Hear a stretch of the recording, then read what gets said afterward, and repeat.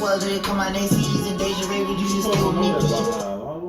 This shit, you supposed to know shit pretty good. You know I needed you, I was you leaving, keeping it real every day. And ain't need it. Started this and knowing this is peace. Gotta keep it calm in my This is peace. Gotta keep it calm in my meat.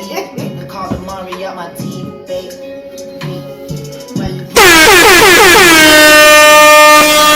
I don't like you talking, I'm gonna speak,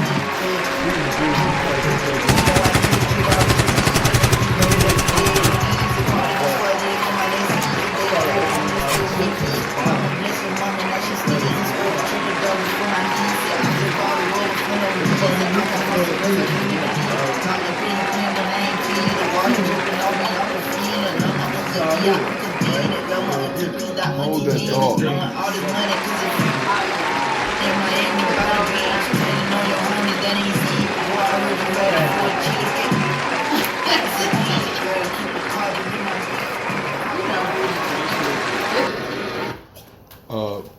I apologize for the conversation that was going on in the background. Please forgive my guest. You know, they're so, it's the word, not rambunctious, but they're so eager to be here on the pod today that they just couldn't hold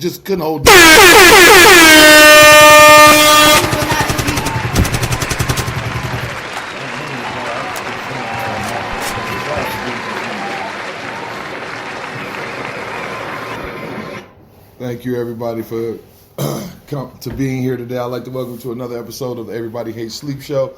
I'm your humble, grateful, gracious, and highly favored host, Jesus Christ.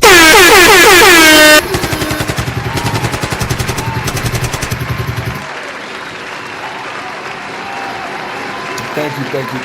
You are far too kind.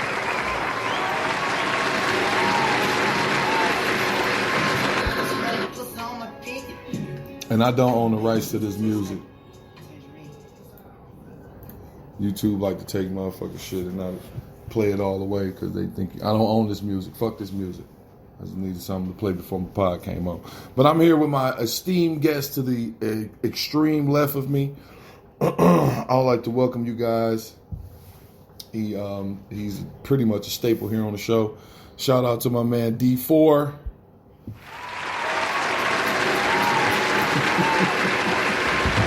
Can't start every here the figures, man. We love those, man.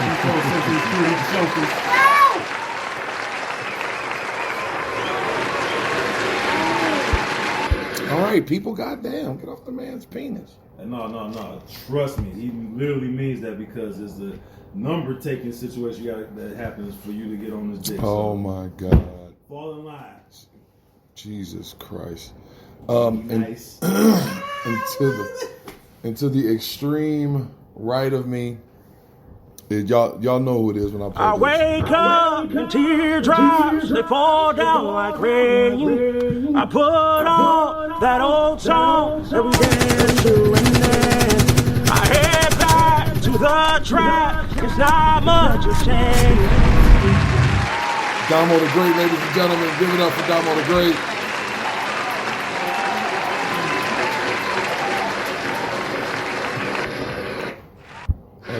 Excuse me, my bad. How's everyone doing today? Pretty good. Oh, man. Outstanding. Yo, I'd like to start off my end by saying I noticed how you cut yourself with the introduction by saying thank you for showing up instead of coming and shit. That's why I was chuckling over here. That was nice. Oh. That was nice on your end. Oh, okay. Yeah. But yeah. Well, you're welcome. Beautiful. Life is good. It's good to hear. Yeah. It's always good to hear. Especially after, because, you know, we used to conversate on a regular basis and at least touch base, but, you know, you let my brother run you out the group chat, but, you know. No, what it is neither here nor I'm not there. a fan of cornball shit, and that is something that I noticed was becoming such a trend, whereas, let's be clear, a joke about a person doesn't have to be discredited just because you feel like it's not funny. Mm-hmm. This is true. And for that reason, it's like, what's the point of even going there, you know what I mean, when it's like, It's like talking to a brick wall, literally. So wow, Yeah. I'm I done. get it. I mean, I get it.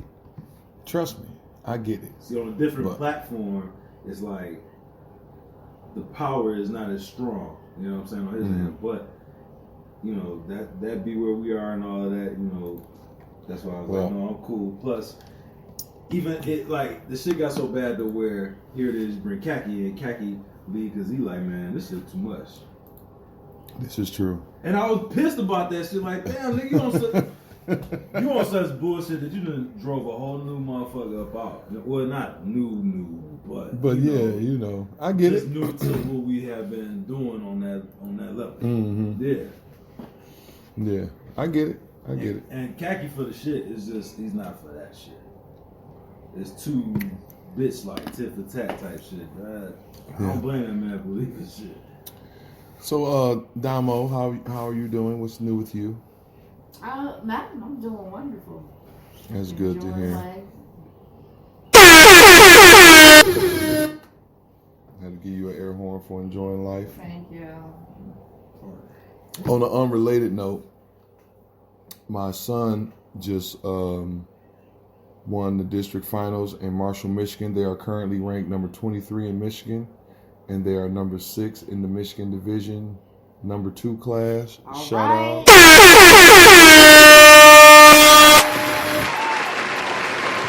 Shout out my second boy.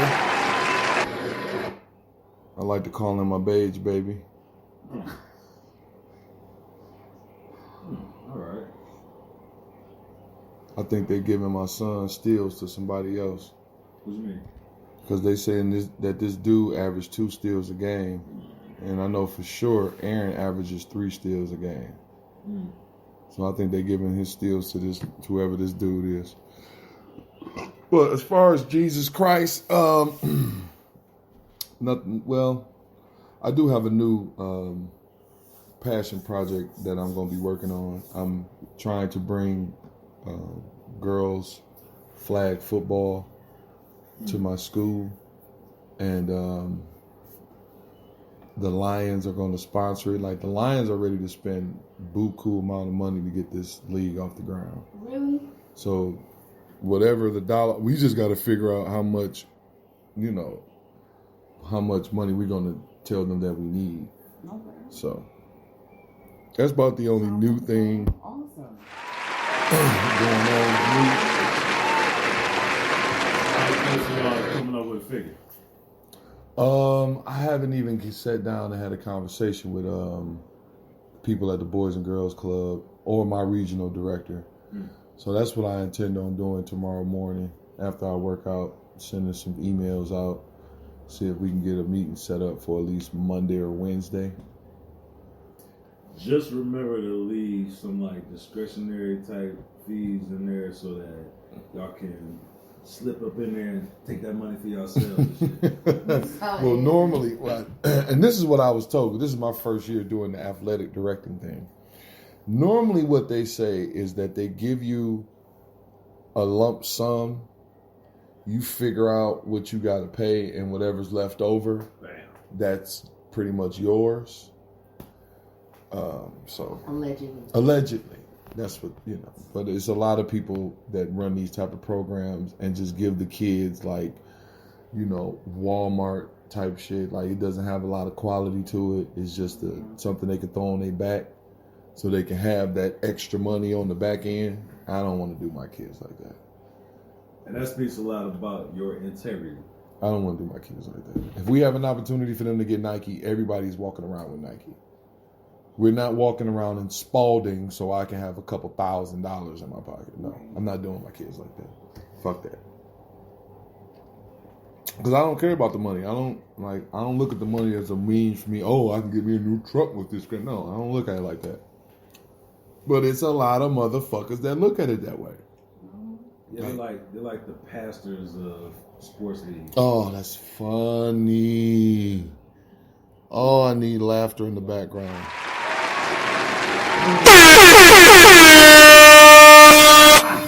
Oh, wow, pastor gotta have a new car. Yeah. Oh man. I used to feel a way about the city council people that rode around in Benzes. Listen. That made me feel. Really made me feel a way. You know how I feel about city councils and some of their members who are indeed related to you. To me. Which you already know how I feel about that situation. Mm-hmm. So definitely a lot of misappropriation of funds and taking advantage of the position that they had, and of course leaving the city and the citizens at a disadvantage because they didn't do anything to help the city. So it really bothers me when there are functions and they're there. It annoys me to no end. So I choose not to involve. Let me see if I can find this. I want to read this to you guys. I never read it on my podcast, but I want to read something to you guys, and I want y'all to tell me what you think. Give me a second. Pull it up. Yeah, you heard it before. Both of y'all probably heard it before, but I never got an opportunity to read it on my podcast, so I thought this would be a good time to read it now. Now, when I made this was around the time. Do you guys remember when they said that the city of Detroit could sue the citizens of the city of Detroit could sue the city because we were overcharged for foreclosure costs for homes, like $610 million. Y'all remember that? Yeah. I don't, but continue. So this was during that time, and this is what I wrote.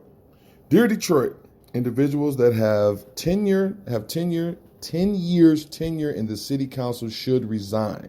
You stood by and watched the city decay from housing, schools, and jobs. You have sanitation and construction jobs privatized, taking jobs away from the people of the city of Detroit. The city of Detroit is now in debt $610 million because of you. It is time for new innovative thinkers, new minds, new bodies, and new souls. The city of Detroit is a hard-working, blue-collar, grind-to-the-nail type of city. The kind of city that is not scared of hard work. The kind of city that deserves leadership that understands and knows what the common man and woman goes through, and is not scared to put provisions and initiatives in place that will uplift the city back to one of the best cities in the nation.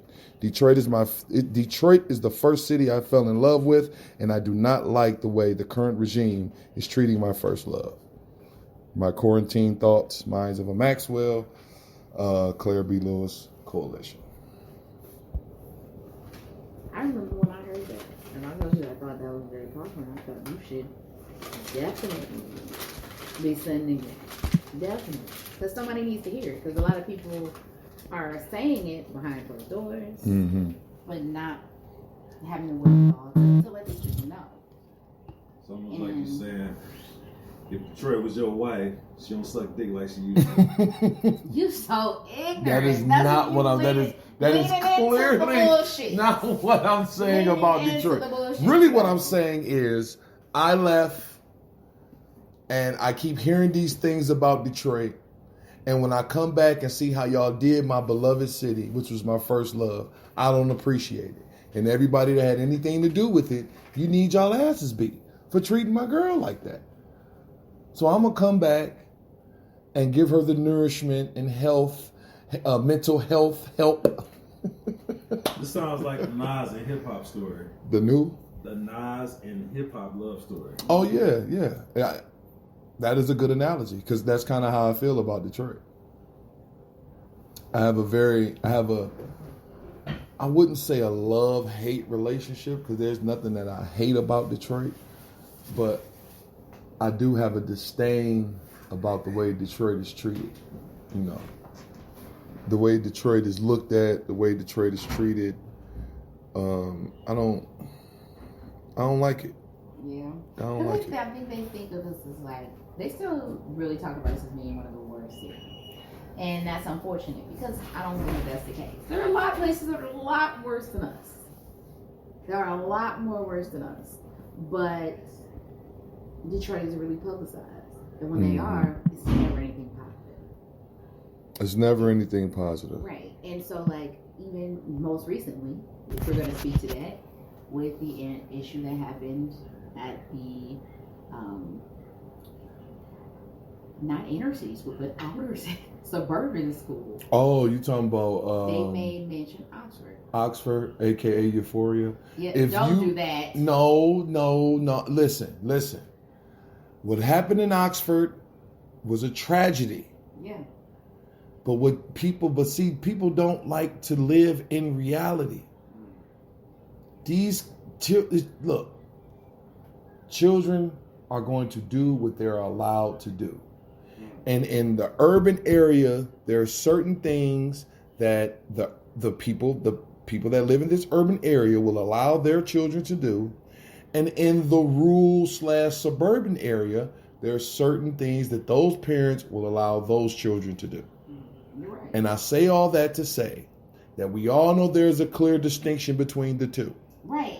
But my issue was they made in relation to saying the city of Detroit or Detroit school. It's not a Detroit school. No. Now, if that I do not like. Because what it does is, Detroit is one of the worst cities ever. They have the most, one of the highest crime rates. Remember what happened at Oxford? Right. No wonder that happened. Oxford is not a Detroit public school. Oxford is at least 35 miles away from any part of Detroit. And those things, honestly, do not happen in Detroit public schools in that nature. Now, I'm not saying there's not violence there, but things in that perspective don't happen. That's not what we experience. Yes, I agree with that. So, I didn't like that. I didn't like how they led into that situation with that, because that wasn't right. Yeah, but if you watch Euphoria, and I don't know anything about Oxford High, but I just kind of feel that them two kind of parallel, man. I really feel that way. All right, so I feel like as far as Detroit go, last time we really seen some shit for real would have been with Murray Wright. Yeah. Right, and I was yesterday. What was that? A couple days years old. I did not know. And you remember what happened to that guy when he got out a couple years later? I don't. Okay, so before she tells you guys what happened to him, let's give you some backstory on why they call Murray Wright Murder Right. Okay. I thought they called it Murder Right because there was a drive-by that happened in '97. A couple people got clipped, and it was little bullet holes in the doors and shit. So I'm like, oh, that's why they called it Murder Right. No. But so Murray Wright was called Murder Right because there was a boy who was getting bullied by some athletes and just some other people. And he was very quiet. They say he was very quiet, very reclusive to himself. And it went on for a very long time with no action behind it. So he took action himself. He came to school with the intention to kill those bullies. He came with the intention to kill those bullies. He was a ninth grader at that. A ninth grader. And he got at least one of them. He did hurt and critically injure some other people, but he definitely killed one of the students. He did go to jail. He was locked up in juvenile detention. Went to, he got out. I want to say sometime, I believe, after like 2013 or something like that. Okay. Either way, he got out of jail. They said he seemed to be struggling. They thought he was doing well. He had a girlfriend, and they were either like in Inkster or Warren. I'm not sure what city right now, but it was a liquor store, which they had went into with the intention to rob. He killed everybody in line. She got out. He killed himself. It was a standoff, and he killed himself. And initially, everybody's like, "Oh my God, this gunman! This doesn't happen like this out here." And then they segued and said who he was. And I was like, what? So, he went through whatever he went through. He did his horrible thing. He got out, took some more people out. Oh, I thought he said a lighter. No, he took some more people out. And then ultimately killed himself. Because when it came time to turn himself in, And they, were saying, okay, we're coming in. You've been in there way too long now. He killed himself. And it was just like, wow, that's crazy. And my just confusion to him about the Oxford situation is what I was saying. He was talking about Detroit and how they look at Detroit. And I said, well, what bothered me about how people generalize the city of Detroit is, I'm not saying we don't have violence. We have violence like any other city. We definitely do. But when that particular situation happened, instead of saying this suburban or rural area school, because Oxford is pretty ways away, they said this Detroit, inner city Detroit schools, and they kept saying city of Detroit schools. That does not happen most times in city of Detroit schools. That did not happen in city of Detroit schools. So then that whole situation trickled down to our students. Now, so if you have children that are part of the Detroit public school system or Oakland County school system or, Oak Park District, Southfield, things of that nature, the surrounding areas who are closer, of course, now there were provisions put in place. The next day they were off for school. A lot of places are no tolerance policies, no matter what. You know what I mean? Okay. First, the gentleman who pulled that shit, the murder right guy, he obviously had some issues that had not been resolved from his childhood. Right. Whereas, for example, this gentleman and I both, we all went to that school, right? Mm-hmm. I feel like that is one school, no other school where you have to have gator skin. Yes, definitely. So if you don't, obviously you're going to be subjected to getting bullied to the point that you may feel like retaliating in different forms because you don't know how to roast, you don't know how to play the dirty dozen to defend yourself. You know you're going to get your ass beat somewhere down the line trying to just, flex on somebody and you realize they can roast and fight. Right. Yeah. Kind of fucked up, right? All right, so then going back to the whole mislabeling of the school system. Never really agree with the metro ties with the city. Like, okay, first, anything that's metro of this city is, let's say, 10-mile radius outside the city, right? Right. Fair. I don't know. I'm just using that as an estimate. 10 miles. I feel like anything that's in your county.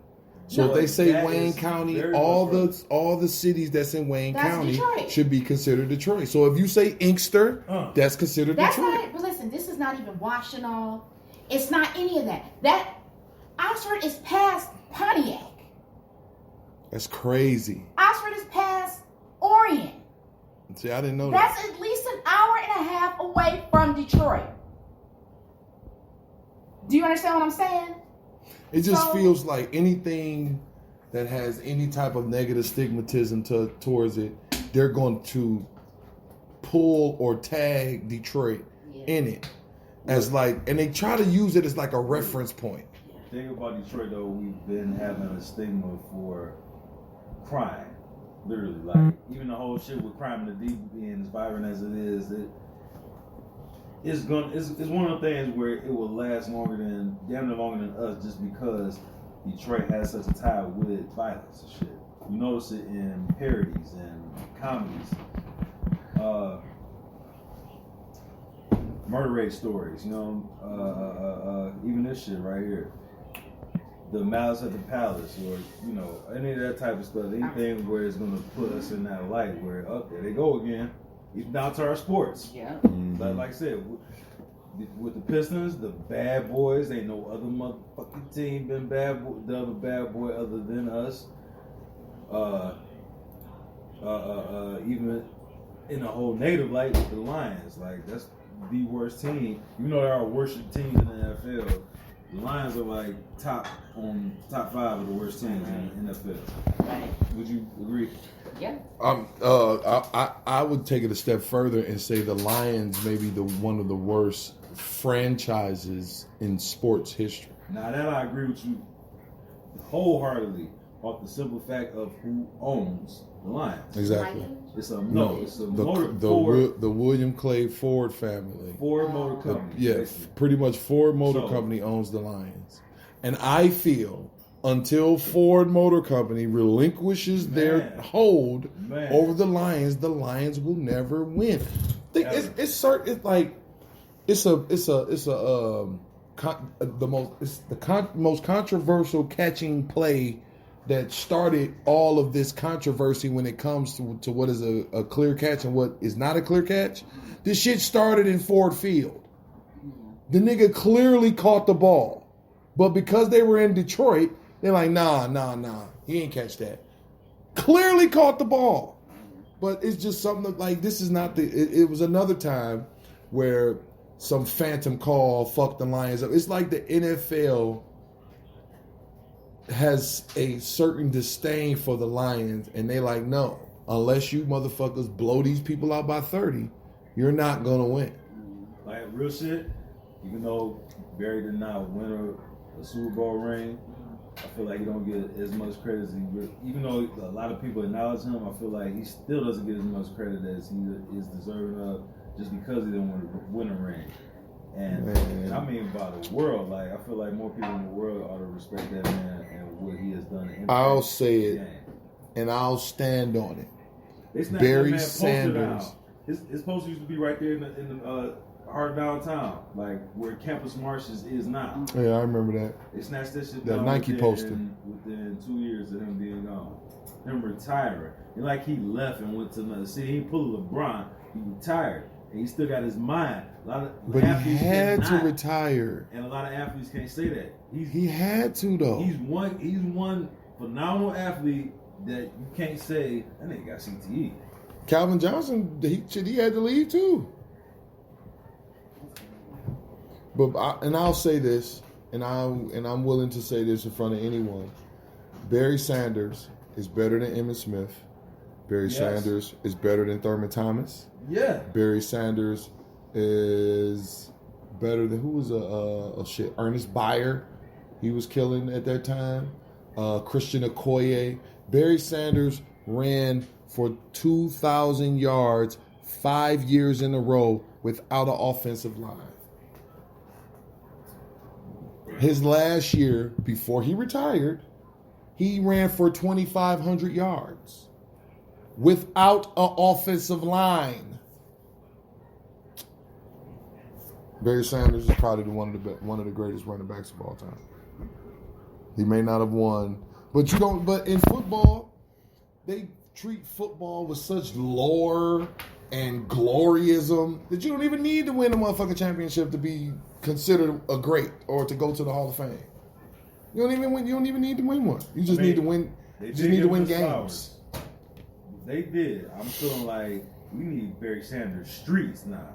Mm-hmm. No, for real, like we need more acknowledgement of what that man has done. Like, yeah. They can at least that right there in front of Ford Field. They can at least name that shit Barry Sanders Lane or some shit. I mean, but this goes back. He was with them. He was with the Lions while they owned him. I probably shouldn't say that. Right, we don't want to get too far off the topic. We can say no, it's on topic, but what I want to say is a super uncommon opinion, and I know it will ruffle some feathers, so I don't know if I want to say that. I'm starting to learn how to censor myself from saying things that will man, you baiting. I'm not baiting. I'm trying to learn how to be PC. You gotta learn how to do that shit. You gotta learn how to do that shit. Be correct. Yeah, you gotta learn. Oh wow! I don't know nothing about that PC shit. What you say? Nothing. Oh. So what we on now? All right, so let's get into the meat and potatoes. I gave you that to. Yes, sir. Yeah. So let's get into the meat and potatoes of the show. What? What? So that was appetizing right there.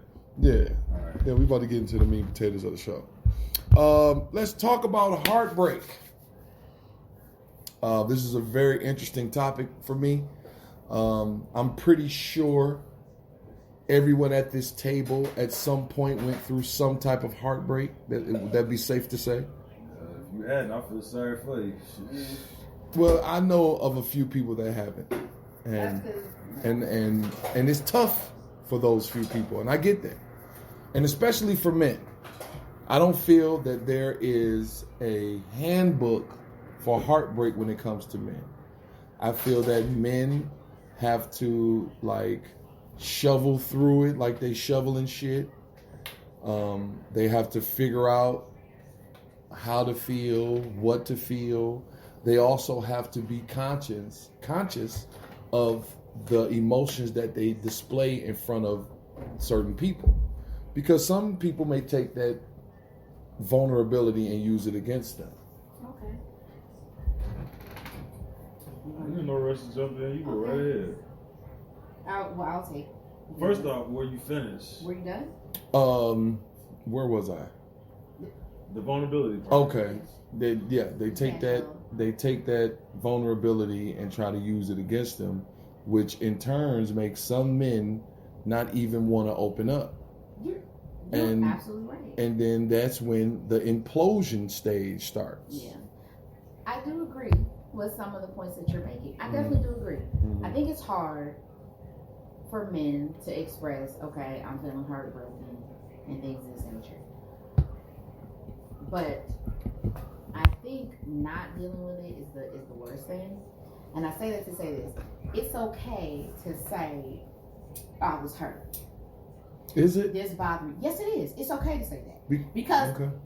and I'm not saying everybody is going to receive it well, because that's not necessarily true. And this is when you have to be very selective about the people that you share those things with. Everybody can't handle that. And everybody doesn't know how to respond. But I feel like a man saying, I'm hurt, this bothers me. This affected me in this way.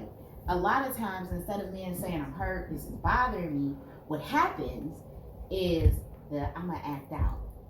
Fuck bitches, I'm about to go around here and fuck and all that stuff. Because they're not taught. I was a culprit of that. Yeah, because they're not taught and don't know how to deal with their feelings.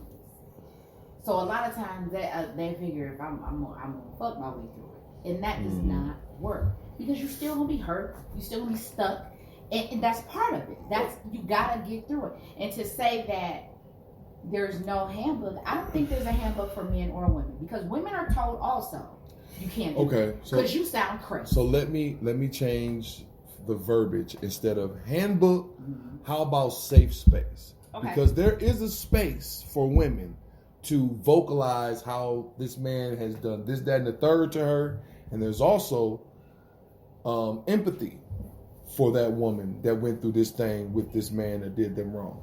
It's not the same thing for men. We do not have safe spaces where we can go and say, this woman fucked me up and I don't know what to do. Yeah. You know what they're going to tell you? Buck up, Bart. And you're absolutely right. Pick better bitches. And you're right. You're right. And I don't think that there is a lot of safe spaces.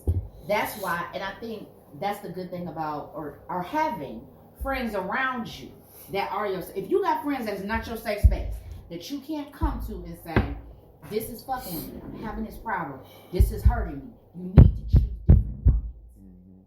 But even on the flip side of that too, as a woman, we might be going through heartbreak. Do you think every bitch want to hear that shit? A lot of bitches be like, girl, you stupid as fuck. I couldn't have did that shit. And da-da-da. Well, just go find another nigga to fuck with. Fuck that nigga. So it ain't necessarily always safe spaces for women to express that too. You know what I'm saying? And then if you do express those emotions, though, she crazy. Yeah. She crazy. Another thing that I noticed is that, like, we're not even 10 years in to the whole, like, men expressing feelings and shit like that. Like, that's just something that really started in the 2010s. We really, you know, I don't know how y'all feel about that. Me personally, I don't think. But there's the general definition. There's like what you and everybody at this table can agree about what is the full extent of what you mean by expressive feelings versus would actually express it. You can't be human and not express feelings, not have emotion. This is true. This I is true. was telling one of my neighbors and shit yesterday, or the day before yesterday, about he said something about cancer, right? Emotional cancer. I'm like, everybody emotional. He's like, no, they're not. I'm like, you full of shit. I said, you full not, and this man almost 70, right? And I absorb a lot of wisdom from him, but it's a cycle with that shit like anything else. Give it and receive it. So I'm telling him you full of shit in the essence that I said, how is happy not an emotion? He like, it's a state. I'm like, it's a state of emotion. What the fuck? It's a state. Like, you can't. So he was trying to name everything that he was just trying to get around it not being an emotion. Because everybody has a commonality of affiliating emotions with something bad or something sad. Yeah. And that's not the case. That's right. Yeah. Emotions I are just that. definitely agree with It that. can be a Where's my wide air range horn? of things. Let me get And my people air just horn. get wrapped up in My thing with that, the segue from that is to go to something you said about how men deal with shit. That men don't deal with it, but that's false. It's how. Mm-hmm. That's what I said. That's what I said. I said not that they don't deal with it, it's the manner in which they deal with it. Because if you are, feeling hurt and you heartbroken and you tore up and you express that in the wrong way, it can lead to a lot of different things. Mm-hmm. Violence, it can lead to you hurting yourself, hurting somebody else, or making decisions that you cannot come back from. Mm-hmm. And that can be a wide range. You fucking with the wrong bitch, get her pregnant, now you got a baby you don't want to be with, you don't like her. All because you was hurt. And you trying to fill some space that you feel like was left by another person. Now that's a conversation I don't think people ready to have. I don't commonly hear stories of a man out of hurt fucking himself into fathership. I've seen it. I've seen it. That's not common, is what I'm saying. I've seen it. Not to say it don't happen. It's not a common thing. Men usually just fuck themselves into horseship. Yeah, but that's how it usually that horseship can turn into. I promise you. And then the crazy part about it, once my man had the baby, he was like treating the baby as if it was the ex. Oh. You know what I'm saying? That's the conversation that people not really ready to have. Because you got all this animosity and anger towards this other person, and this is a product of that, and now you're upset. And it's fucked up, but it happens, and that's why and like you said, it's good to try to have safe spaces. Not everybody has those. Mm-hmm. I'm 37 as of a couple weeks ago.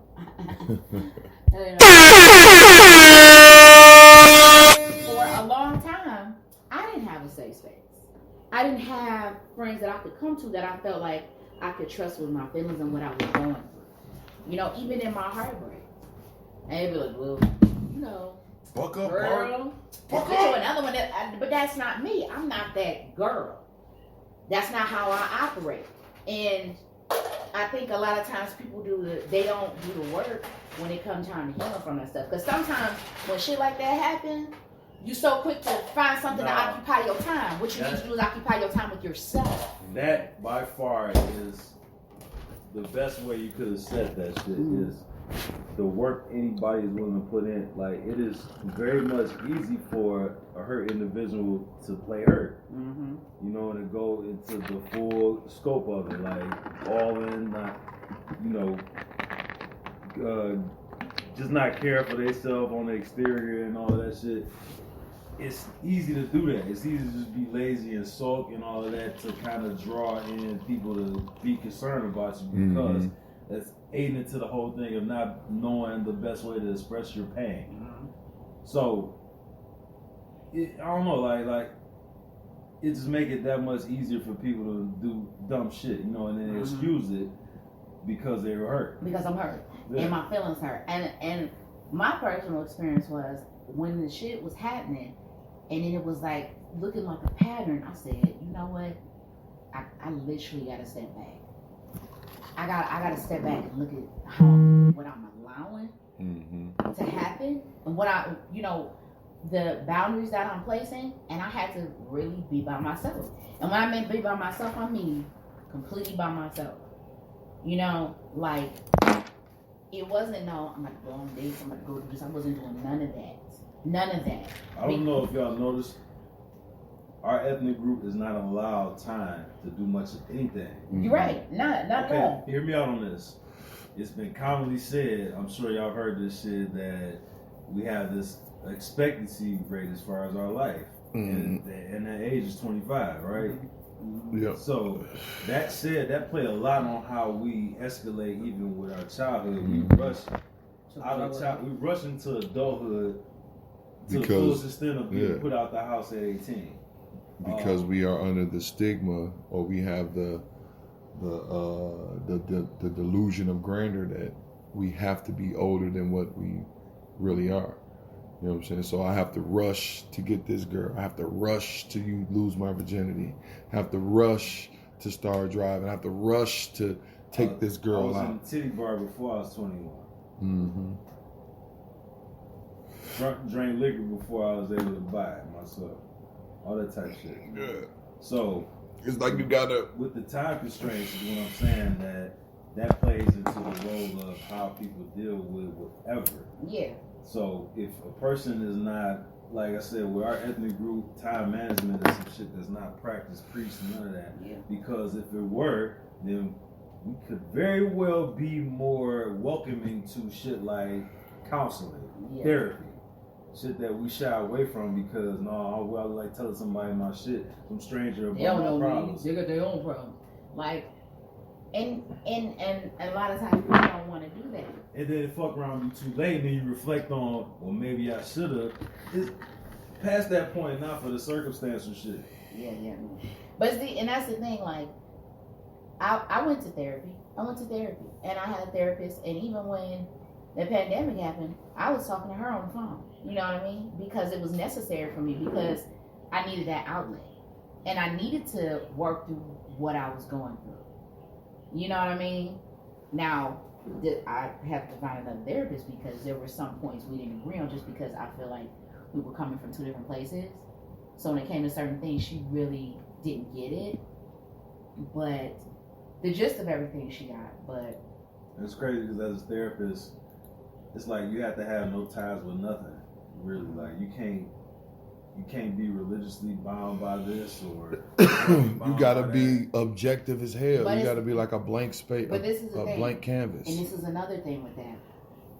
You are supposed to be a blank canvas, and sometimes they're not always such. But then the disconnect with me and the therapist that I had is she was a woman of Caucasian persuasion, and so the things that I was going through and that I was feeling, she couldn't clearly understand. Yeah. And when certain things were happening around that time, and it went into conversation and bringing that up, and I'm like, okay, I'm seeing this on a regular basis. I'm already going through this. This is affecting me, and I'm feeling away. And she was like, when it came to what our community was going through, well, I don't understand what the big deal is. Do we really need it? Excuse me? And that was the last conversation I had with her. And because I felt like, no, these things are necessary. Yeah, we have to say, don't kill me. These are things that we have to say. And I felt it on, and she didn't understand, and I broke it down to her. She did apologize. I broke it down to her. I said, I feel those things not only as being a black woman and then having having to seek therapy because I'm going through these issues. I got sons. I got a daughter. I have a man. I have a brother. I have a father.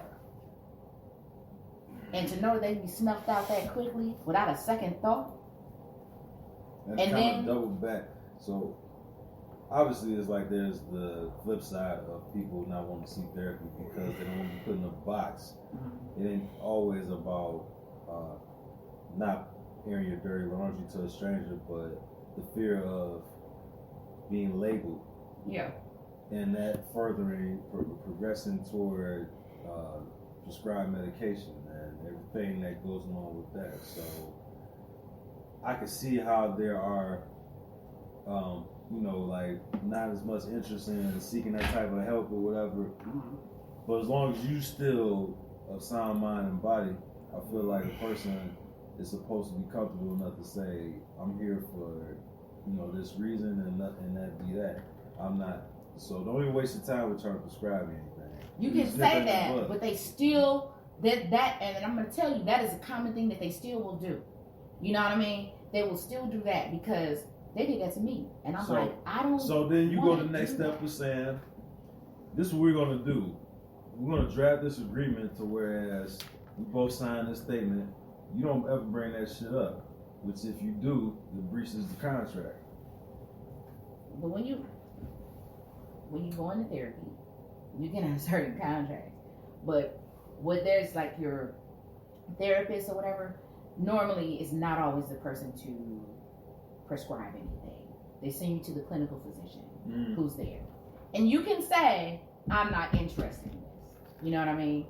And they can say to you, well, we feel like you need this to further treat you this, that, and the third. And you have to be very careful in what you say to them.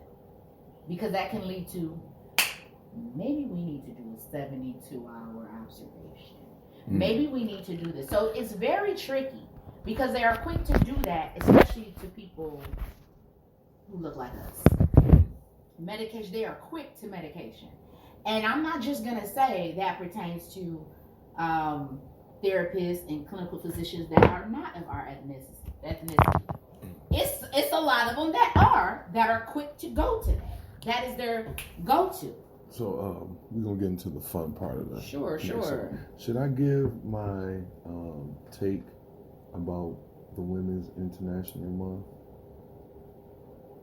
Do you think?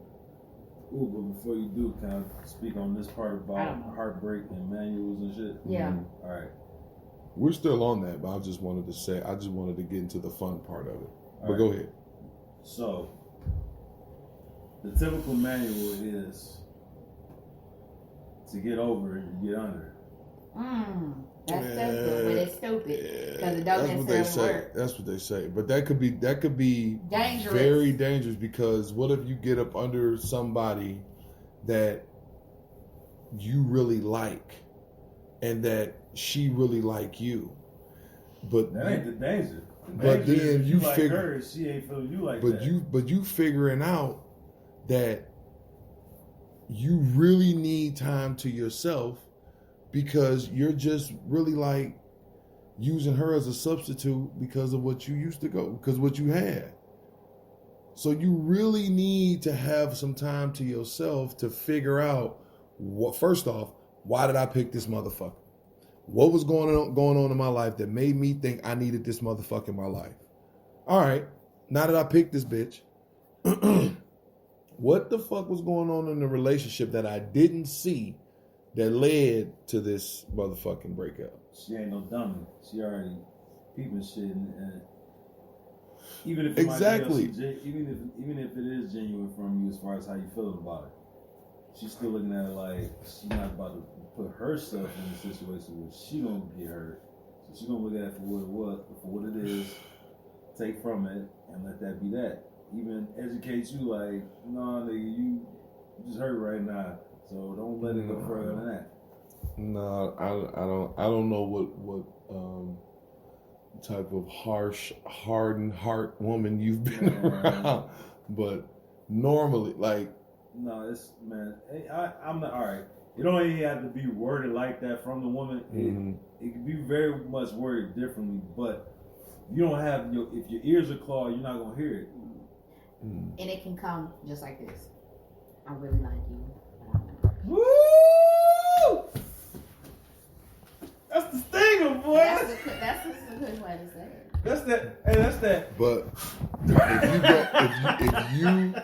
if you're going through a breakup or you just got out of a relationship and she says something like that to you, that is going to be a fucking sigh of relief from that man. Like, oh, I'm so glad. But you have to say, and that's the thing. I'm so glad she fucking dumped me, bro. And that's the thing of, God. That takes the person not being selfish, though.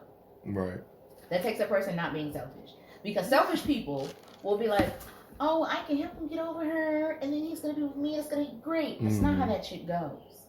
That's not how that shit goes. All right, well, it's all right. I say that there's a degree of selfishness there, because obviously you still like, well, I mean, it's good enough for me to get my rocks off, so I'm gonna ride this train for as long as That's I can. not selfish. I'm saying there's a degree to the selfishness, though. Okay.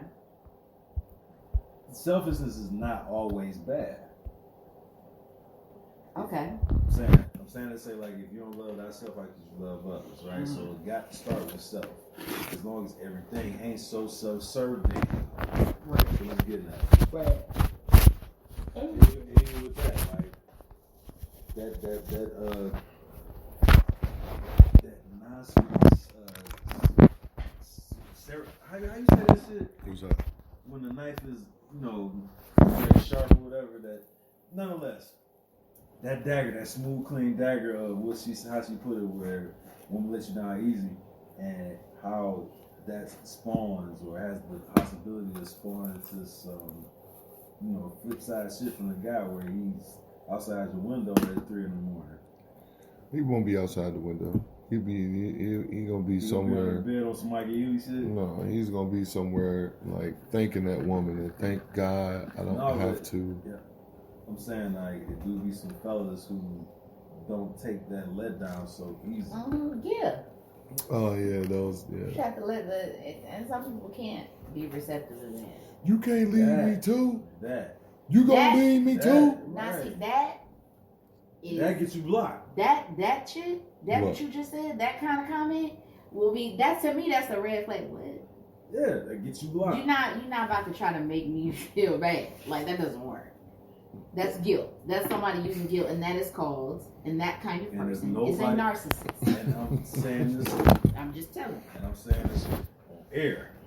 If any gender recognize that shit, it'd be women first. Because y'all guard be up and like, well, at the end of the day, I ain't going to risk my heart. So y'all identify with certain flags that males don't in a situation like that. Not saying in others, that don't be the male peeping it first, but in that, y'all be on it. Yeah, you have to be. That's a slippery slope. But that heartbreak, I mean, it's hard. It's hard. And if you ain't never been through it, I say it to say this. This is the synopsis for me for that. And I know it sounds bad. I was okay before I met you. I'll be okay when you're gone. Because you were okay before you met that person. You might have had good memories. You might have had good times. And that's fine. But you'll be okay. It's not going to break you. You're not going to die. You will be. It'll take time. But you will be okay. At what point in your life did you realize exactly what you're saying? I would say when I knew that for certain, 2017. Like, and you were like beforehand, you heard it and it was just like I was hitting one ear out the other. But when did it resonate? Okay, for sure. 2017. About 2017, okay. Because I had been through that situation multiple times, and me personally, You're here. Yeah. You're here. And me personally, I'm a person, when I love extremely. Pour a little water sign. Yeah, I know, right? But I put my I love really hard, and so it's when I do it, because I can be very closed off, but when I do it, I love very hard. So if I'm vulnerable enough and I allow you and I open you up into my life, and then you disappoint or betray me, it's really hard for me to come back from that. Like, wow. Sidebar, you and my grandmother shared birthday. Oh, really? Yeah. She would have been 98.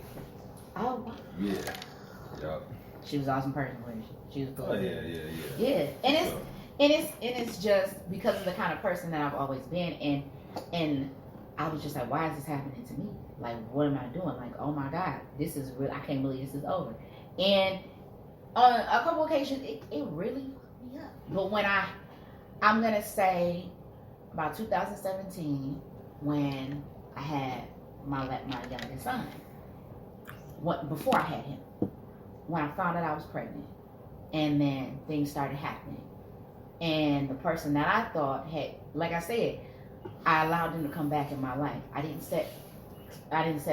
I allowed them to come back, and they showed me their true colors, reared their head again. And it was like, damn, I'm gonna let this shit happen again? with this motherfucker, I really allowed this shit to happen. And now I was in a position where I'm having a child, and I have to, and it was a realization like, I'm pregnant. What am I gonna do? And then, not to be funny, I'm all for, women's rights. You do what you want to with your body. When that was not an option any longer, and I'm like, wow, I really have to. I have to do something different. So even after I had him, I just said, I don't want to date. I don't want to do anything right now for a while, because I need to figure out. I have to make better decisions. I have to set clear boundaries for people. And when they cross those boundaries, it ain't no coming back. I was okay before they got here. I'm going to be okay when they go. And it took time, but I was okay. Of course, there's going to be things that come up that trigger you. Maybe about a past relationship thing. And that's fine. But it teaches you to pay attention to the signs. And know that if I can get through that shit, I can get through the next shit that's going to happen.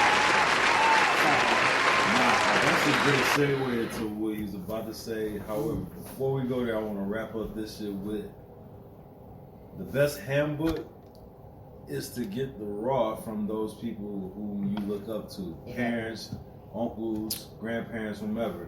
Mm-hmm. And the raw, and I'm thinking like, and stay away. You need to hear from what hurt them. Well, I mean, right. And that's like, you want to hear it in full. Like, listen, not just, go out find this type of person or whatever, or, baby, you going it's better to love and lost, not love at all. You need raw accounts. Mm-hmm. So that's the best handbook you're going to get, is to say, well, shit, I've been through this, or trust me, I know because this experience happened with me, or something I know, And I want to just wrap up what I was going to say real quick.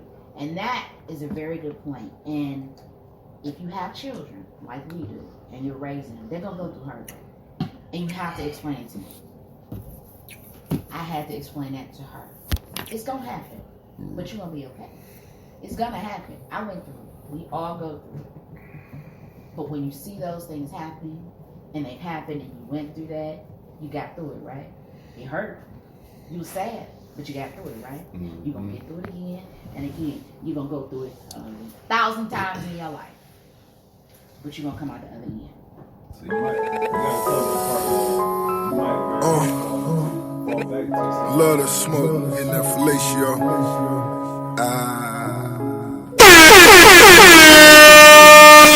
Shorty remember dreams were true. Datpiff.com world premiere. Yo, I seen her in a pretty car. I seen a pretty ponytail. When she put her to the crib, I seen a pretty pair of heels. So I hit her with my street game. No, I never ever say. All right, so before we get into the fun part of the heartbreak segment,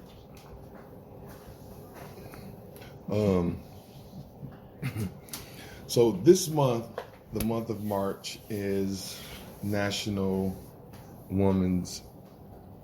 What is it? Independent?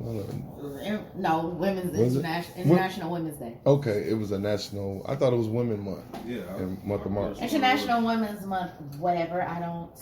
You're the woman. You're supposed to know this. I don't have to. Why not? Why do I have to? Because you're a woman. Huh? Because you're a woman. Okay. And on top of that, you're a black woman, so you definitely should know this. Why do I don't listen to good? Because they built the whole. When it's Black Women's Month, we'll talk about it. Ooh.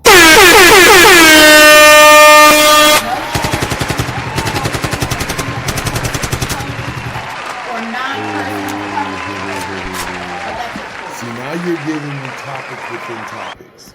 Should black women have their own month? Should there be a Black Woman's Month? Excuse me. Other man in the room, what do you think? Fuck no. Why not? We're the closest thing to God that you're going to get. Now, how about this God itself? Why we're the closest thing. I don't want clothes. I don't want clothes. No. I am a God. So right.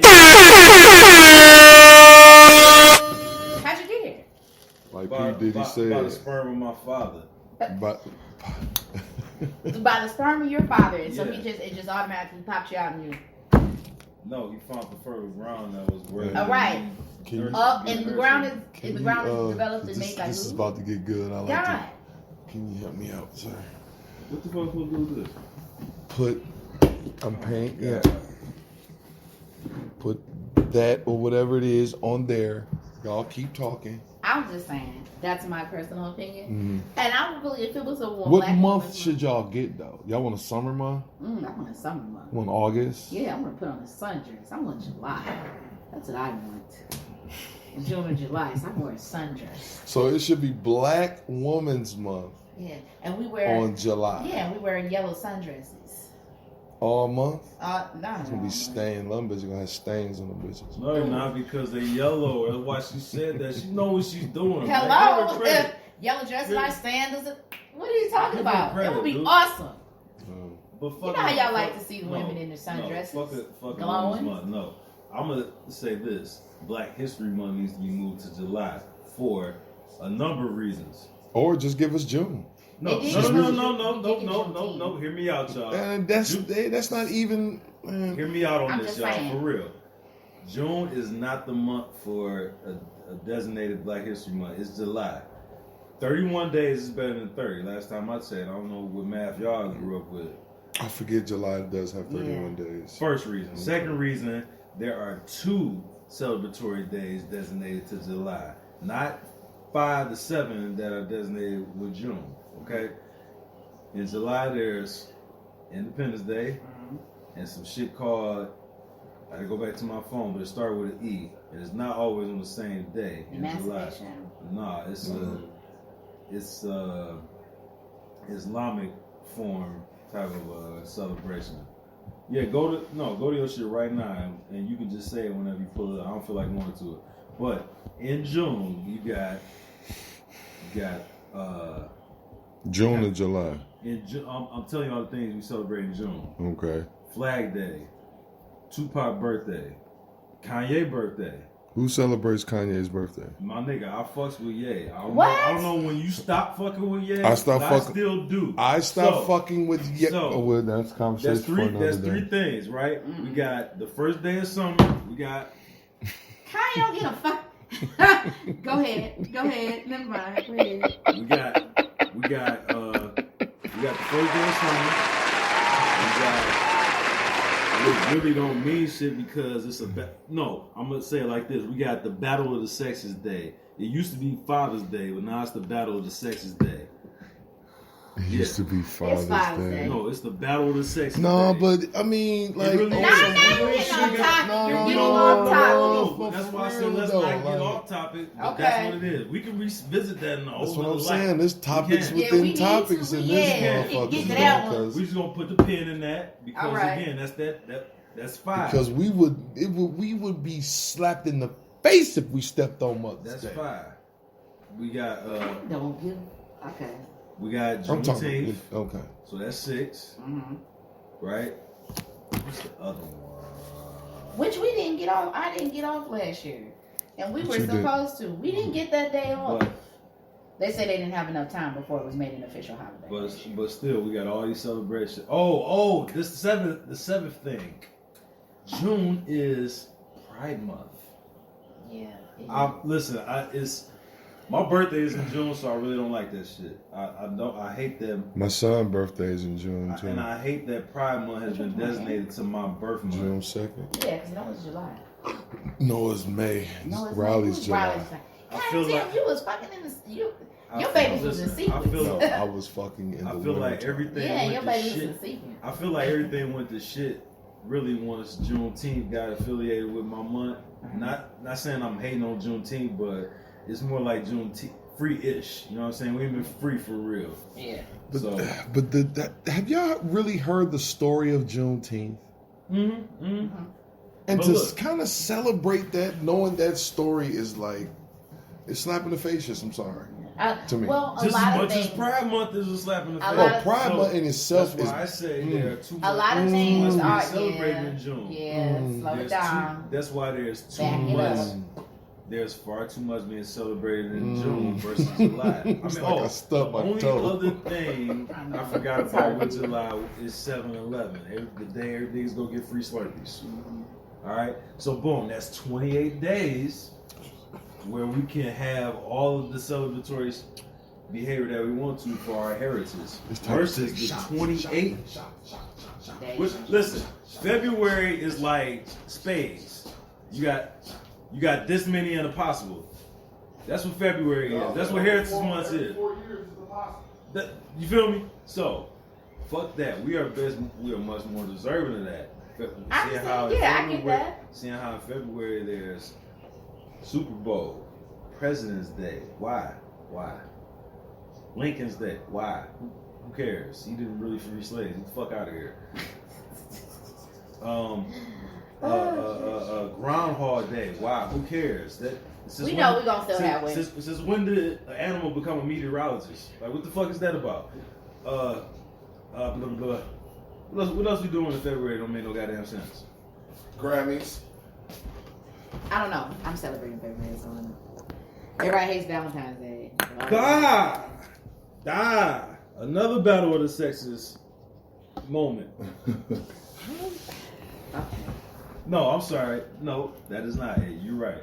It is the test of a relationship moment. No. So, out of 364 days... Valentine's Day should not test your relationship. It is one not. singular What day. the fuck? It is What are you one- niggas doing throughout of the year that this one day is now the be-all, tell-all for your relationship? A lot of people might not be doing anything. So that might be for them why that day is important. Oh my For me, God. Then your relationship is on... right, exactly. Bull, But you don't have a relationship. Me personally, I'm not like, oh, I gotta have a gift on that day. I gotta have this and that. You know what I'm saying? It's not necessary. And then this is the thing. And everybody makes it a big thing because there were people this year who went to like extremes and were just like, oh, look what he did. He took me here. He got me this and got me that and da da da. And then you don't see that in 2 months. I didn't. How that work? I didn't see that. I I saw all of didn't see that much. I saw all of I it. seen a lot of tucking and hiding. Bragging rights day, aka... No, this is yours. Okay. AKA Side Bitches Day. Mm. Valentine's... No, that's definitely not side bitches No, day. yeah, it is. Valentine's Day is Side Bitches Day. See, that's how you know the game fucked up. Valentine's Day is like Friday at the Coke. Seeing Goodfellas. Mm-hmm. Are you Friday guys ready? Where they had the Are girls. you guys they had ready? this little slide Friday was for chicks the going. side. Because it's about that time. Oh, that conversation? No. You'll know as soon as it come on.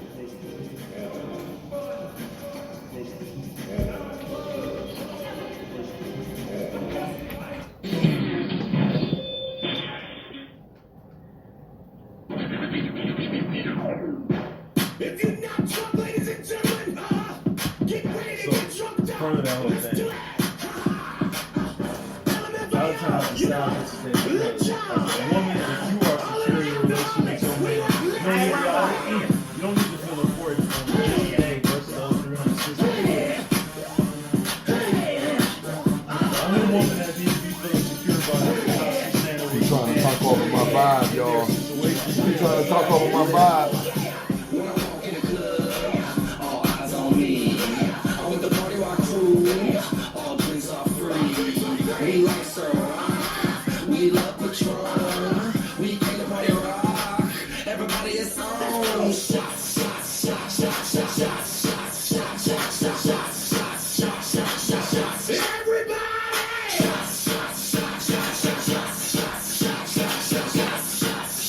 What the fuck, man? See, that's because All right, that's enough of that. that's because you walk around with a ball, but with me, I got the mag in my shit. You know what I'm saying? Let's go. What the fuck are you talking about? All I'm right. saying you shooting with that gun the nigga had that was with Arsenio Hall and shit. That little shit don't mean nothing. Nigga. I got this Tommy nigga right here. Man, Fuck out of you here. ain't hitting the you. See, I still ain't hit shit. All right, now let's get into the meat and potatoes, the fun part of this shit. Now, Entree. now I want to ask the panel here.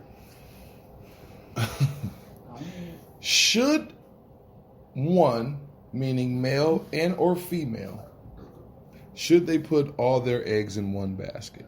Now, before you guys give your soliloquies, let me tell you the background of this topic that I came up with. So I'm in class talking to the second grade teacher, and I'm explaining to her how men don't have a space for heartbreak, kind of like the topic we just talked about before. And she told me that men shouldn't put all their eggs in one basket. And I was befuddled by this because this is a woman saying this to me. Then she got into the whole, this is the Western this is the Western way of thinking. That's how you guys came about this whole monogamy thing. Because, being monogamous is not really part of our culture. I said, oh. So I said, what? I said, so polygamy is that's where we come from? That's what I mean. What? I'm waiting for you to finish. You looking at me like I'm asked the wrong question. I'm waiting on you to finish. You don't need nigga. I'm waiting. And this is not what I feel. I'm telling you what the lady said. I understand. So I say, so is polygamy, are you saying polygamy is what we come from? She said, pretty much. I said, oh, okay. And then she got into how her father was a pimp and kind of gave her that type of mentality. But can you keep my charger on that? and then Why? and then another teacher was walking towards me. I asked her the same thing. Right. And she said, yeah, you should not put your eggs in one basket unless you're going to be exclusive. Now, okay. What this teacher said, it kind of made a little more sense than what the other teacher was saying. Right. She was saying that she would put a date on it. And if this person isn't ready to move forward in the relationship by said time, then she's just going to move on. Yeah. Now that makes way more fucking sense than the shit that the second grade teacher said. Right. So then I went downstairs to the office. He probably fell in. What if he come out wet as hell? No, I'm not, nigga. Nice try. So then I went downstairs Where there are two currently married women that works in this said office. So I posed them the same questions that I'm asking you and D4. Right. And the question I'm going to ask you guys later. Then I'm going to give you their response from what they said. So when I asked the office, because I'm rambling, let me hurry up. So I asked the office ladies, the pregnant married one said that you should never put all your eggs in one basket. And I said, I said, you're married. Your basket is in the rafters. Like, what are you talking about? She's like, oh, if I was single and, if I wasn't married, then I would be. I'm like, oh, okay. And then the other one shot out of the office and was like, oh, I did that shit for X amount of years and I'm not doing that shit no more. I'm for the streets. So, I wake up and teardrops, they fall down like rain. I put on that old song and dance to an end. Damo the Great, can you give me your thoughts on those four things that I just thought you never asked? Right. I was just waiting. Yes, I couldn't give you my thoughts. I feel like the topic one basket. Right on. I don't think you should do that in terms of if you're just dating. You know what I mean? Okay. But if you are in a serious relationship with the intent to marry, Mm-hmm. yes, you put your eggs in one basket. Because your intent is to marry. Your intent is to make this exclusive, to make this official, legally and otherwise. Mm-hmm. So yes, in that terms of that, I think you should. Now, if you're dating around and you're trying to figure it out, then no. But just from the conversation that you were having with these users, well, I wouldn't put my eggs in one basket. Bitch, you're married. Your eggs is in the basket. They're That's done. what I They're was fried. that's They're gone. That's what Now, I was saying. The one who said, you know, if your intent is to marry or be exclusive, then yes, I agree with. The other ones, the pregnant one, you don't. Does she? You don't even count. You can't You say shouldn't that to even be in black that women, conversation. though. I can say whatever I want. Oh yeah, I forgot. Yeah, you're right. You can. I am a can't. black woman. I can say what I want. Yeah. True. You're done. By law. Oh shit! They fired. Anyway, They're fired. but no, you tried it. But I feel like, you right. Ignorant. I don't even feel like she should even be in that conversation, ma'am. Sit down. Oh, wait till you hear the next. You're done. Wait, but then the last one we're talking about. Yeah, the one that came shooting out of there. When I was married for X amount of years. The enhancement.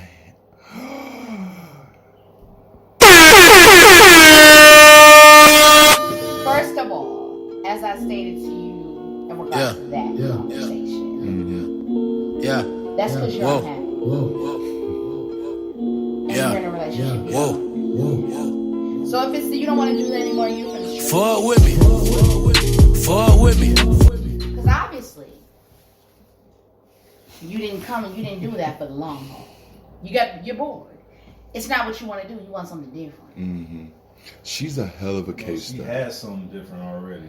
Probably. No Probably. problem. But that's no. Listen, No, you don't think so?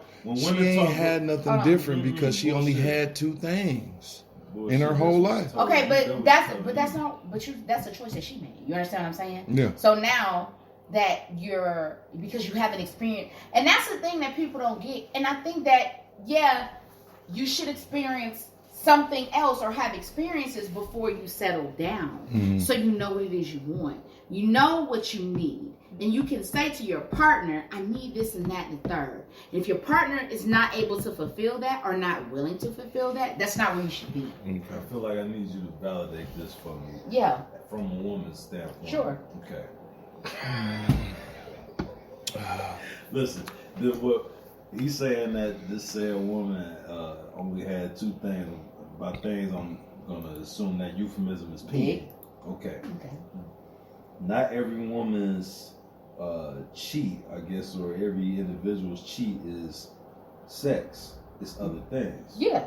Boom. So she's had whatever else is gonna satisfy her or stimulate her mind, body, whatever. But it ain't necessarily had to be penetration. Right? Right. So she's had something else. That's why she says she's for the streets. So she's had exposure to something that's stimulating her without the penetration. Right. Because she would talk like that. She would if she. I don't think if you're saying for the streets, to me, when you say that you're for the streets, that means you've been exposed. Right. So you're doing other things that you want to do anyway. And again, and that goes back to say you're married though. And even that married woman, she's been exposed. The married woman that said. That gave her account to him. And about that's the part that I don't think they understand. You can't just expose yourself like that over a mere question. How long have you been waiting for someone to ask you this? They can, and they just did. Those conversations were probably all. And for me to come in, because the one that came shooting out of the room, she was entirely too excited to talk about it. Even though sweetheart, you're being funny. She was too happy to talk about that shit. I know. even though that conversation was had in my and I told you heard why. how she wanted it to be heard. And I told you why, didn't I? I told you earlier why that was. You're so irritating. No, I'm being honest. From what I know to be true about that particular individual that we're speaking about. Mm-hmm. Things happen for a reason. Things were done for a reason. And now you're getting to act them out. This is all a plan. Going to act them out. This is all a plan. This is all a plan. This is what you had in mind anyway. So you were already gone. And and I'm going to say this. That's the thing. You were already gone. And that's the thing that I want to say. When you say they're like, yeah, you shouldn't put your eggs in one basket and all that other stuff. And the thing about, yeah, we come for polygamy and all that stuff. Yeah, there were kings that had multiple wives and multiple homes, but they took care of them. Hold on. And let me say this about polygamy and you polyamorous, listen. When you become a polygamy, from what I have deduced from my studies, if you're a polygamous male, that means you are the head of multiple households. No, relationships. Because you can be in the same household. Oh, listen. When I say multiple households, I'm speaking of the multiple women. Okay. So, first off, you have to figure out what the word head of household means. Yeah, very true. Once you figure out what that means, you got to times that by however many women you trying to fucking polygify, if that's even a word. It's not. Whatever. We're gonna make one for today. Whatever. Even if these women are under the same roof, it is still considered head of household when you marry these said women. So if you're not ready to take on the role of head of household for 3 to 4 lives, please stop talking this polygamy. Wait, shit. and then, if you ever Please. watch those shows, like Sister Wives and stuff like that, because I've watched them. Oh, that's not even Wait, a fair... but these people are married. They have legally binding unions. They're raising families together. But understand, wait though, it's not a situation where these men or this man is having a relationship just with each of those women. Everybody is in a relationship together. And that is the confusion that a lot of people have about these, I want to be in a polygamous relationship, chicken J's in one basket, let's do this and do that.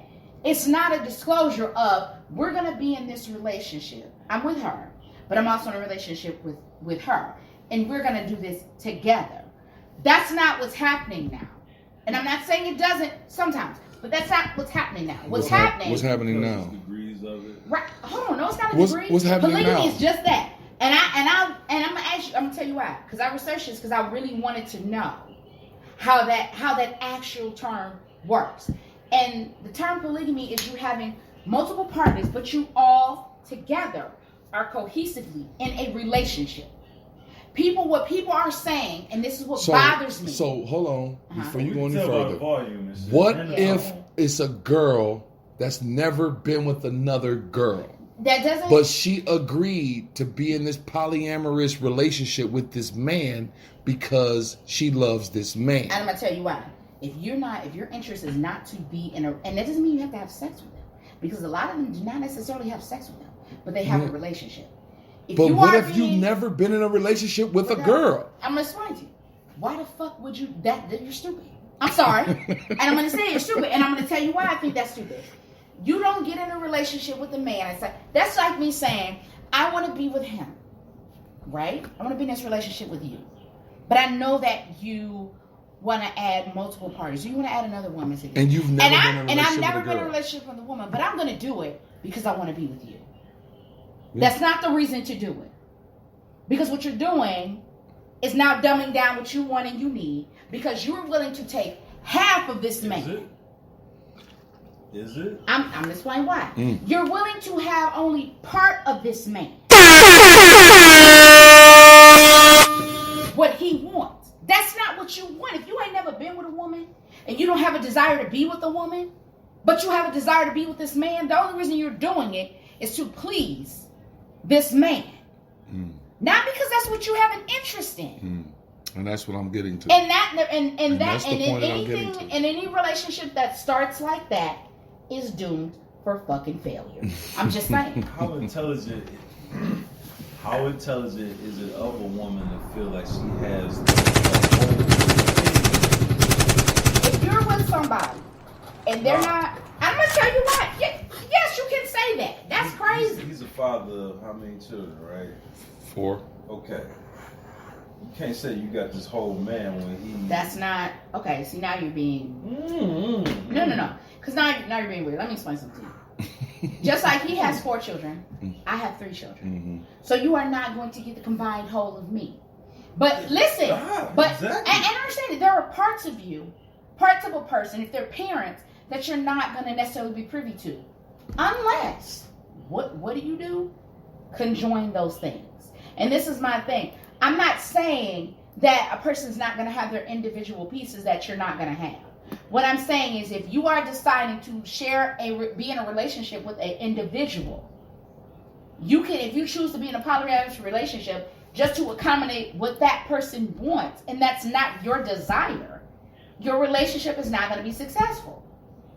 And I agree with that. That's my point. It's not to say you can't do that. But if that's not your desire, and that's not what you want, but you're doing it only to accommodate that man, that's not going to last. Anything you do to appease is not going to last. Anything you do to appease is not going to last.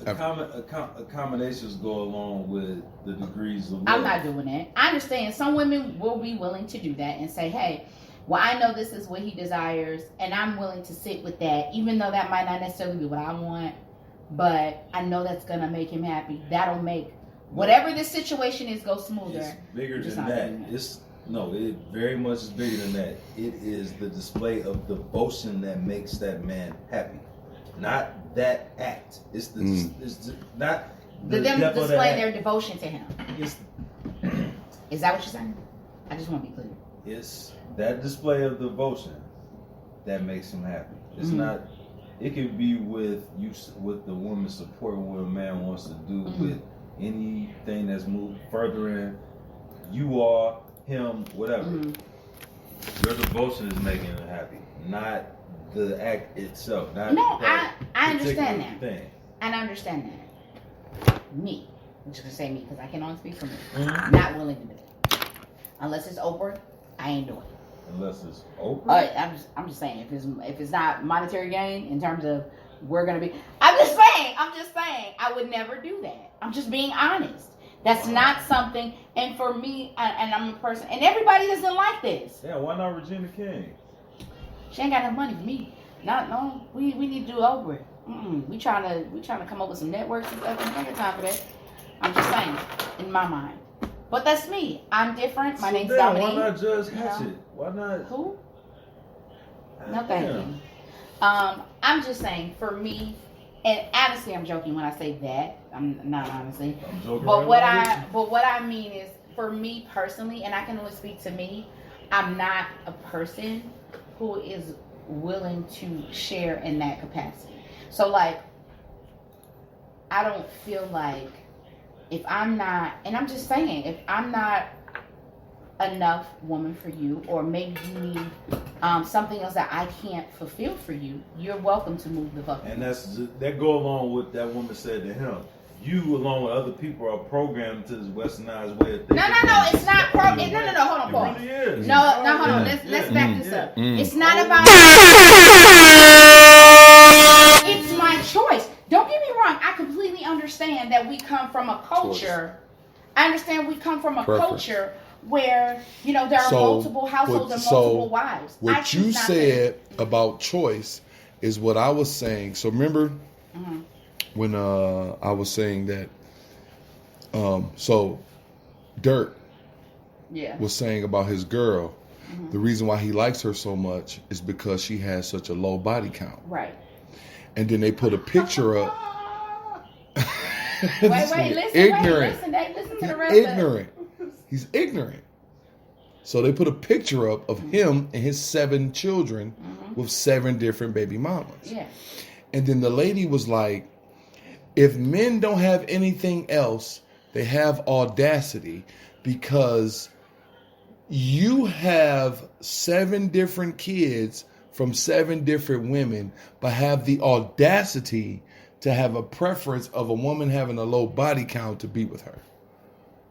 So that goes to what you said about choice, you choosing to be, monogamous.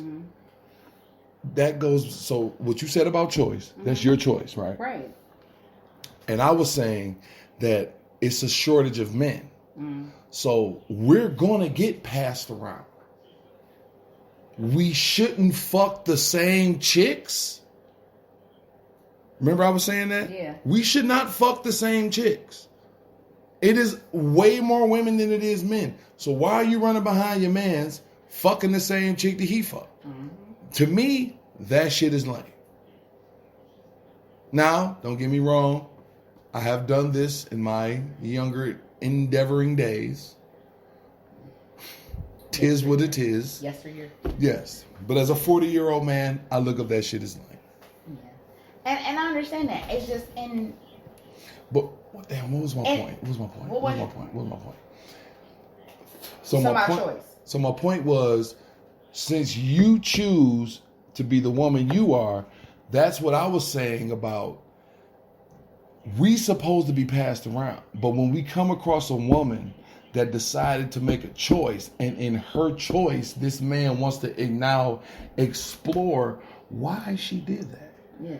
That's what I mean about it's y'all's job to take us out of that being passed around mentality. Or at least help us. Right. And I understand that. And some women will just stick to the, you're right. And some women will stick to the thought that it is what it is. Men are going to do this, they're going to do that, and you just have to accept it. Mm-hmm. And I will say this, and this is in full transparency. Do you know how many? It is so many households that live on that very precipice that you just said. Right, and exactly. He is going to do what he wants to do. You just have to live around his decisions. Right, and that's fucked. Right, it is. That's bullshit. But even back to our parents and grandparents, they did that. A lot of them did do that. But I'm going to say this. Before you say that, Dave, can you don't forget your thought? Yeah. Can you imagine your father coming to you and say, "Hey, you got to live your life around this girl, or she ain't gonna fuck with you." So what if she getting fucked by everybody in the neighborhood? If you want to fuck with her, you got to live around that. Right. Yes, I can imagine my father saying that. Really? You can? For one. Okay. For one, he's a Pisces. When is his birthday? 3/13 tomorrow. Damn, I gotta call my sister today. Damn. I gotta call my sister.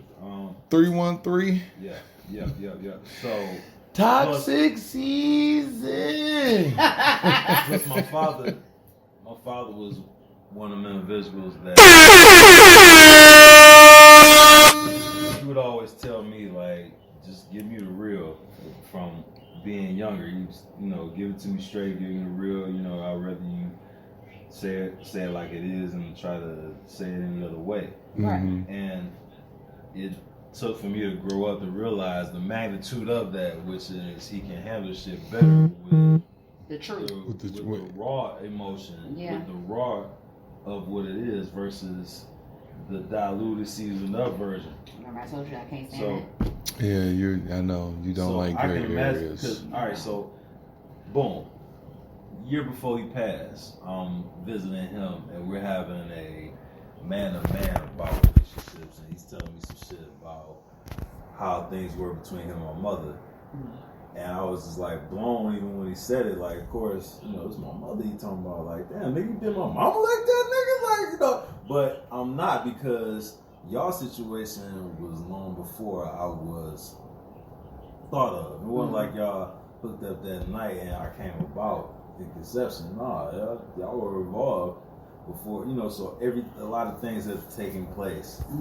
Getting to know each other, experiencing shit, going through whatever before I came along. So responsibly I had to look at things like, you're not saying she's the best as a woman. You know what I'm saying? So, or to like downplay what y'all had, or to even shit on anything. So that's why I was able to receive what was said in that conversation without being angry. Or being defensive of her because that's my mother. You know what I'm saying? Like, he ain't my father. And that's why I said what I said to you earlier when you were saying the whole thing. Like, men start the life cycle, and women obviously aid in it. What I'm saying is, that's why I call Father's Day the Battle of the Sexes Day, because all of a sudden everything just gets thrown out the window on that day. Not on Mother's Day. There's never no real debate about I know a lot of people do what that. is the what. But I don't think, and I understand what you're saying, because a lot of people are like, well, I'm a daddy, and I'm a mama and a daddy. And I will say this, I don't agree with that. I'm a mother. I don't know how to be anything other than a mother. I don't know how to teach my sons how to be men.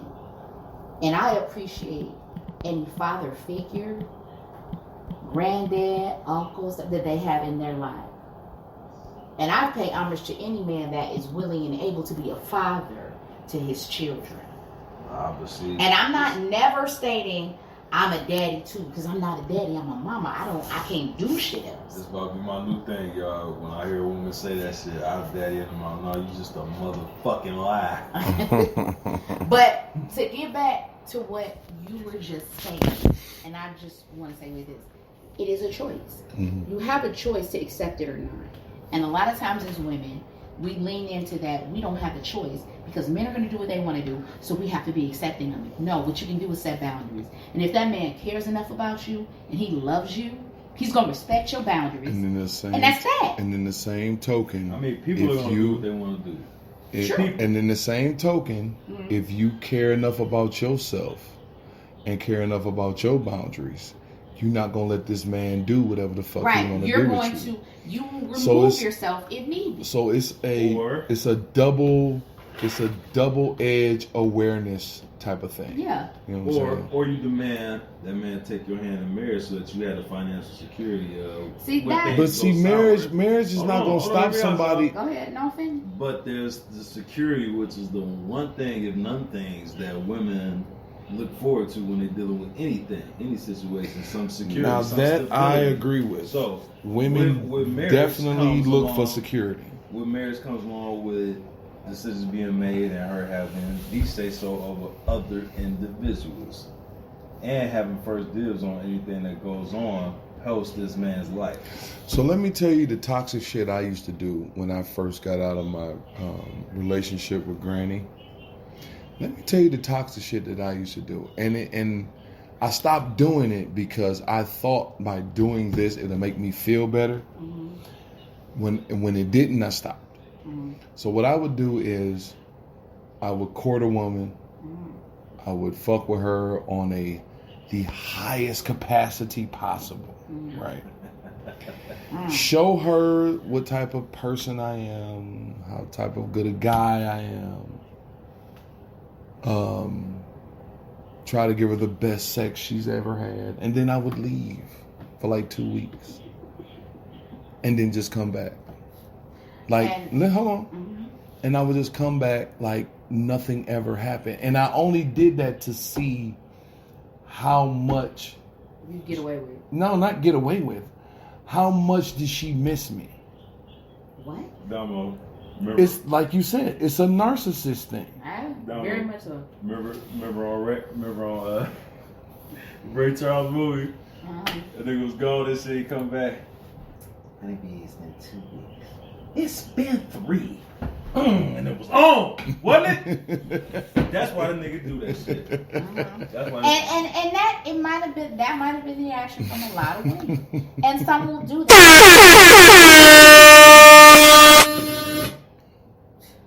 Get the fuck out of here, sir. And you know what's crazy? Get the fuck out of here. You know what's crazy? Okay, ask him this. What was the success rate on that? Well, just I was probably like 68% from the field. The fact, you know what? And it baffles me. Wait, let me say this. And it baffles me. I don't know who the fuck he be fucking with.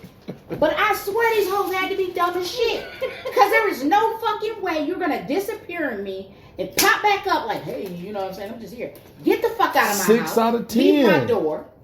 Hey, no, I don't want to see you. No, That sounds 6 stupid out of as hell. 10. Man, say you got that bone toucher, so I guess if you... 6 I don't care out about of what 10. bone you touch. I don't care about no bone you touch. That bone touch ain't made me lose no brain cells.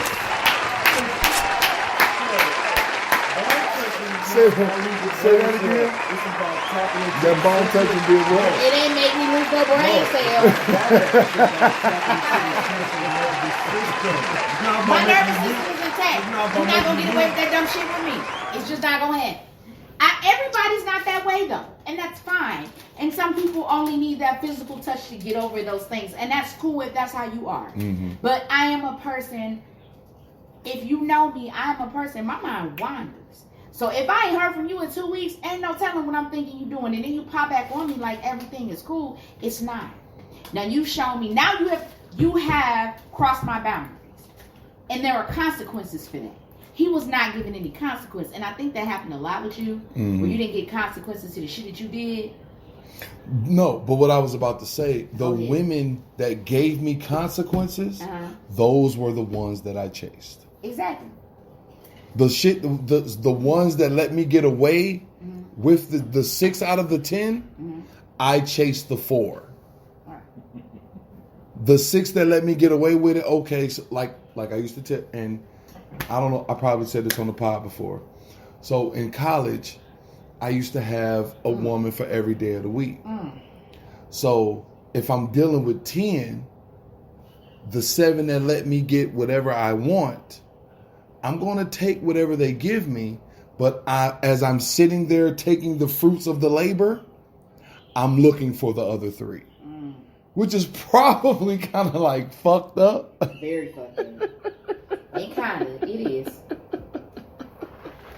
And you can laugh about it now because you've matured, right? No, that's fucked up, dog. You can laugh about it now Damn, I used to because do a lot of fucked up shit. you can laugh about That's it now crazy. because you matured, right? Of course. Exactly. But Jesus Christ, that's crazy. Listen, I don't have, it's not enough hours in the day. I sleep too much. 10? I don't know what you No. I couldn't possibly do that shit. And that's another thing that age does to men. So there was a time in my life where I used to really fuck with the chat line. And my peers at the time, we used to fuck with the chat line. So what we would do, stay up to like 2-3 in the morning, or nigga had a publication. I don't know where the fuck he got this shit from, the white pages, yellow page. I don't know where the fuck he got it from. But he would come with pages of numbers for the chat line. So we would, like, on a Thursday or a Friday, we would get our little liquor, little drink. I wasn't smoking at the time. How old was you? This was You was in college. No, this was my first year out of high school. You were. I was like 19. I was 19. So we would meet up on Joy Road in American with our paper. Y'all was in the hood. Yeah, with our paper full of chat line numbers, and then we just exchange numbers, and then we sitting on our cell phones calling the chat line looking for bitches. Y'all weirdos. That's what we did in 19. I wouldn't dare be caught doing some shit like that right now. Okay, so 10 years pass. I'm 29 now. So what we used to do. Not now, because you're 40 now. You speaking in like. I know. Jesus Christ! I hate how literal she can be sometimes. Okay, go ahead. She only do that when I'm liquored up because she like to fuck with me. Anyway. Well, you gotta be better when you on liquor. So 10 years go. I'm 29 now. So now what niggas like to do is they like to play the parking lot. The fuck is that? We like to call it play the let out. So instead of going to the club, we would sit in the parking lot Wait, the bitches come and out. just wait for them to come out. Oh my God. Parking lot pimping. And we're not necessarily acting as if we're in the club. We would make it seem like, oh, we got here. We here at the end. Oh, y'all was in there. Oh, y'all should have been out here with us because this really where the party at. I'm 40. You couldn't get. Listen, dear. You couldn't dare catch me doing no shit like that right now. And I say all that to say is that the shit that you used to do when you were 19, 29, even 39, you don't do as you currently don't do.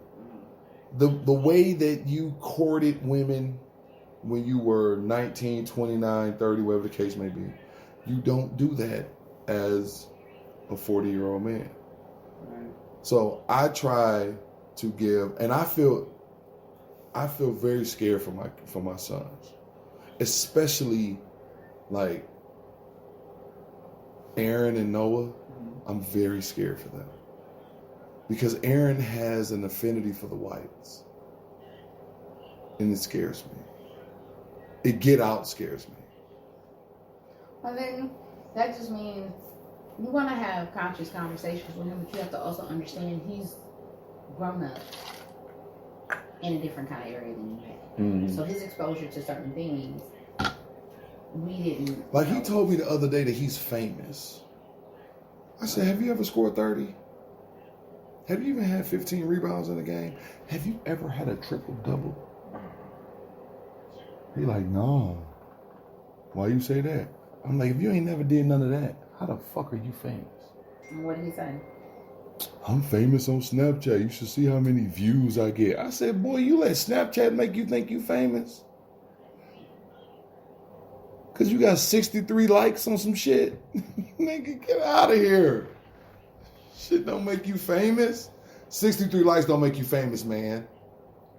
You looking at it from your standpoint versus his. They kids. I'm looking at no.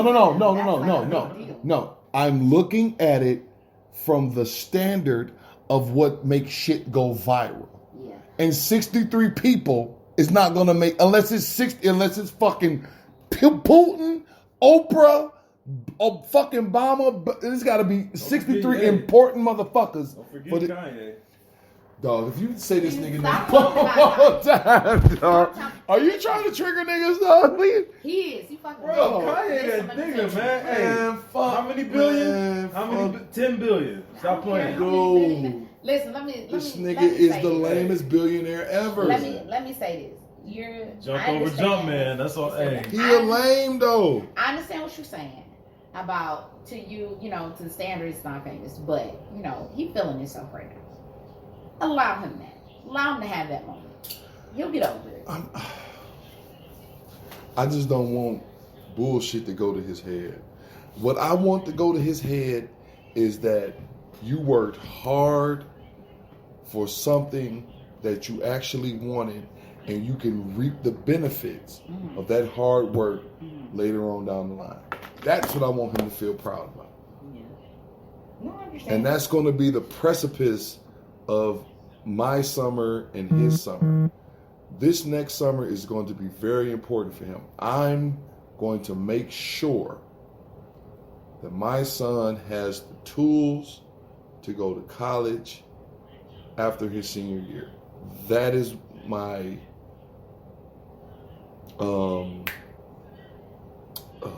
Summer objective? Lack of a better phrase, summer objective.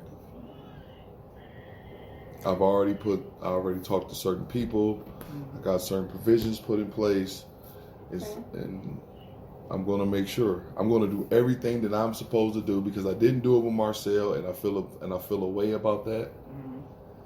And I'm going to make sure that I don't, because I felt like I dropped the ball with Marcel. I do. I felt like I dropped the ball. I feel like with fathers, and I'm willing to admit that, we have a second chance at some shit, you know, like fatherhood or whatever. Yeah. But I've been blessed with 3 boys, and I squandered an opportunity with my first child. So, and I'm not doing that shit with my second. It's like an experience like anything else in life where you learn from that and try to be better with the next. Yeah, exactly. Yeah. And that's all. That's all that you can do. Because we don't have. It's no perfect way to parent. Yeah. You know. But just a segue to finish what I was intentionally, initially stating. Oh, let's go back. About our We're going back. Okay. These people that you were talking to.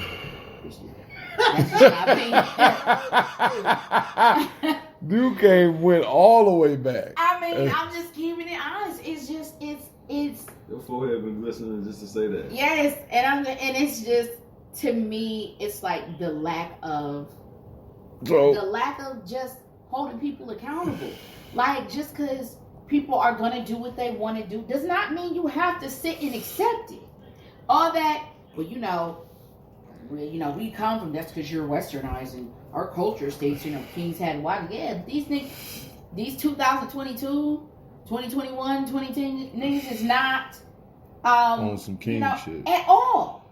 No, but here's the thing: you looking at how their viewpoint is shit as stupid, but that's their pros outweighing their cons.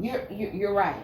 And my thing is, you're willing to settle and accept less than what you deserve. They look at it like settling how you do. I do. Here's the thing: everybody settles. Everybody. I mean, there's a such thing as compromise. And nobody's perfect. And there's nobody's gonna be perfect. No, there's a difference not. between compromising and settling. Okay. Compromising. Tell me how they're not synonymous. Compromising is understanding that the person next to me is going to have my back even if I don't have it. Compromising is okay. I may not have this $80, but she do. And when I get this extra 80, I'm going to make sure she get it back. Settling is like, oh, I ain't got no other fucking option but this motherfucker in front of me. And this all I got at the time. I can't do shit else with nothing I have but with this motherfucker. That's settling. That's your definition of settling. Nigga, that's settling. Period. Compromising is, and this is just my opinion, understanding that nobody's going to be perfect. Somebody's going to they're going to be lacking somewhere. And that's okay. Where this person lacks in this, I can pick up on that. I can amp that up on my end. And that's all right. Settling is saying, this doesn't meet my standard. This is bullshit. Essentially, I'm willing to put up whatever, and this is just my opinion, in order to say I got somebody. I'm going to put up with all I'm this willing to put up with bullshit. Way below my standards. Shit that I would never accept. Just to say, I'm going to settle because, I need something. Yeah, at least I have that. That's not okay. And because of that, you and 70% of society looks at settling as a glass half empty instead of a glass half full. Think about I hope she don't look at it like that. Think about a settlement with court. Don't talk about settlement. No. Settlement is a settlement. Yeah. Right. So if you agree, because that's practically a compromise within that, you're accepting this out of the situation for the lack of the greater good. Well, for the greater good, not like the... Right. But we're talking about a settlement. You're talking about money in court. No. We're talking about an individual. That's why I said a settlement is a settlement. Individuals involved with the shit in court, right? Oh, listen, that's why I say a settlement is a settlement. But we're talking about a relationship. Who doesn't? Oh, would you do that? Would I do what? Nah, I wouldn't do that. I wouldn't do that. Would you settle? Would you settle for something knowing that's not what you want? I have settled for shit. Why? What the fuck was wrong with you that day? We all have settled for things. That's what I'm saying. I'm saying, if you know better, you do better. So you can't sit here and tell me, in knowing that you could do better, or that you deserve better, that you said, fuck it, I'm just gonna take this because it's here. If you did, you crazy. For what? I'm just saying, me personally, I'm not going to have a relationship like that. I just can't do it. Huh? Still. What you just say? I'm talking about this video much. All of that is still saying that there's some things you're willing to put. Settlement is saying there's some shit you're willing to put up with. There's something, whatever. It's still, there's still an agreement. There's still settlement is very much synonymous with compromise. Whatever you say, man. I'm not gonna argue. You know, if that's how you feel, I understand. You're gonna look at it like something other than that, or you're gonna look at settlement in a negative light because that's where you've been programmed. Okay, why do you keep saying program? Let me explain something to you. I know everybody likes to think this, but you don't think the way you're programmed. Let me explain something to you. I am a very forward thinker, and I think for myself. I make deductive through information and research. I use deductive reasoning to come to my conclusion, which I agree with. And it doesn't have to be a thing of, well, I'm programmed to think this way, because I don't necessarily agree with a lot of things. That's you looking at programming in a negative light. Just how you looking at settlement in a negative light. Programming to say somebody's programmed, in my personal opinion, it's just my opinion, gives the impression that you're saying the person doesn't have a mind of their own. Well, they're not able, through deductive reasoning, as we spoke about, and research and experience, to make a conscious, reasonable decision. I'm telling you, man. I can name 20, 30 of my homies is dead. To get to the other end of the equal sign, I'm gonna say some like this is documented. Research, you know, I got a TED talk. All that shit. I forgave my brother's killer, and I'm saying it to say this. They killed my brother. My brother died in my grandma's arms. We grew up in. He shot my brother. He ran to. That's what I need to do. He ran to the house. That's me. He got a nanny hug when she opened the door. So I'm telling you, there's some real shit, man. If I ain't let that shit go, I won't be right here today. I won't be here. My niece and my nephews, me and Gil won't be doing this. Y'all won't know me. I won't be able to get y'all this game. But I had to leave. I had to let that shit go. When I let that shit go, nigga, I started to grow. And I started to glow. And now I'm here today, and it was harder than mother. And I'm talking about this is my big brother. I shared the cell with him. I shared the bed with him when we was the kids. This is little Steve. But I tell you one thing. Okay. Now I'm out here taking care of his daughter, paying for her to go to school, taking care of my nephew, taking care of my mom and my grandmama. So what the fuck is this? So. But I love all you young niggas. I mean that shit. Real. Love you niggas, man. And I hope y'all make it out. I hope y'all make it to Wallow. man. Feel you, Wallow. Hey, like, straight up, man. It's so crazy. I'm hip to that, bro. I Nigga Wallow sound like the same nigga who did that skit of sucking another nigga dick. It sounds just like the nigga. He do sound like, I don't know if that's like a Maryland thing. He from Philadelphia. He is. Yeah. Well, I don't know. It's still East Coast. I think that was very powerful. Yeah. What he was saying. I fuck with That's Wallow. why I sent that to you. I fuck with Wallow. But what he's saying I feel is, the same way about the young niggas, these man. niggas gotta let it go because dark niggas is dying out there. Because he said some shit that the same thing Wallow said, Farrakhan has said the same thing. These young men are fearless. They have the same mentality of the young men of the 60s. Where they didn't give a fuck. All them riotings that shit that was going on. They wasn't like your grandparents that was just taking these beatings and going to work. The child of the 60s was like, no, nigga, you hit me, I'm hit your bitch ass back. That's why I was rioting Detroit, Chicago, New York, Philadelphia. They riot in the 60s. The 60s was the year of rebellion. I'm gonna further that. Hold that thought. So Wallow said that the same spirit that these motherfuckers had in the 60s, these fucking kids have the same fucking spirit. And if they ever get off the drill shit and get on some real shit, the power that be is going to be scared as shit. Because these niggas don't care. Once they figure out, oh,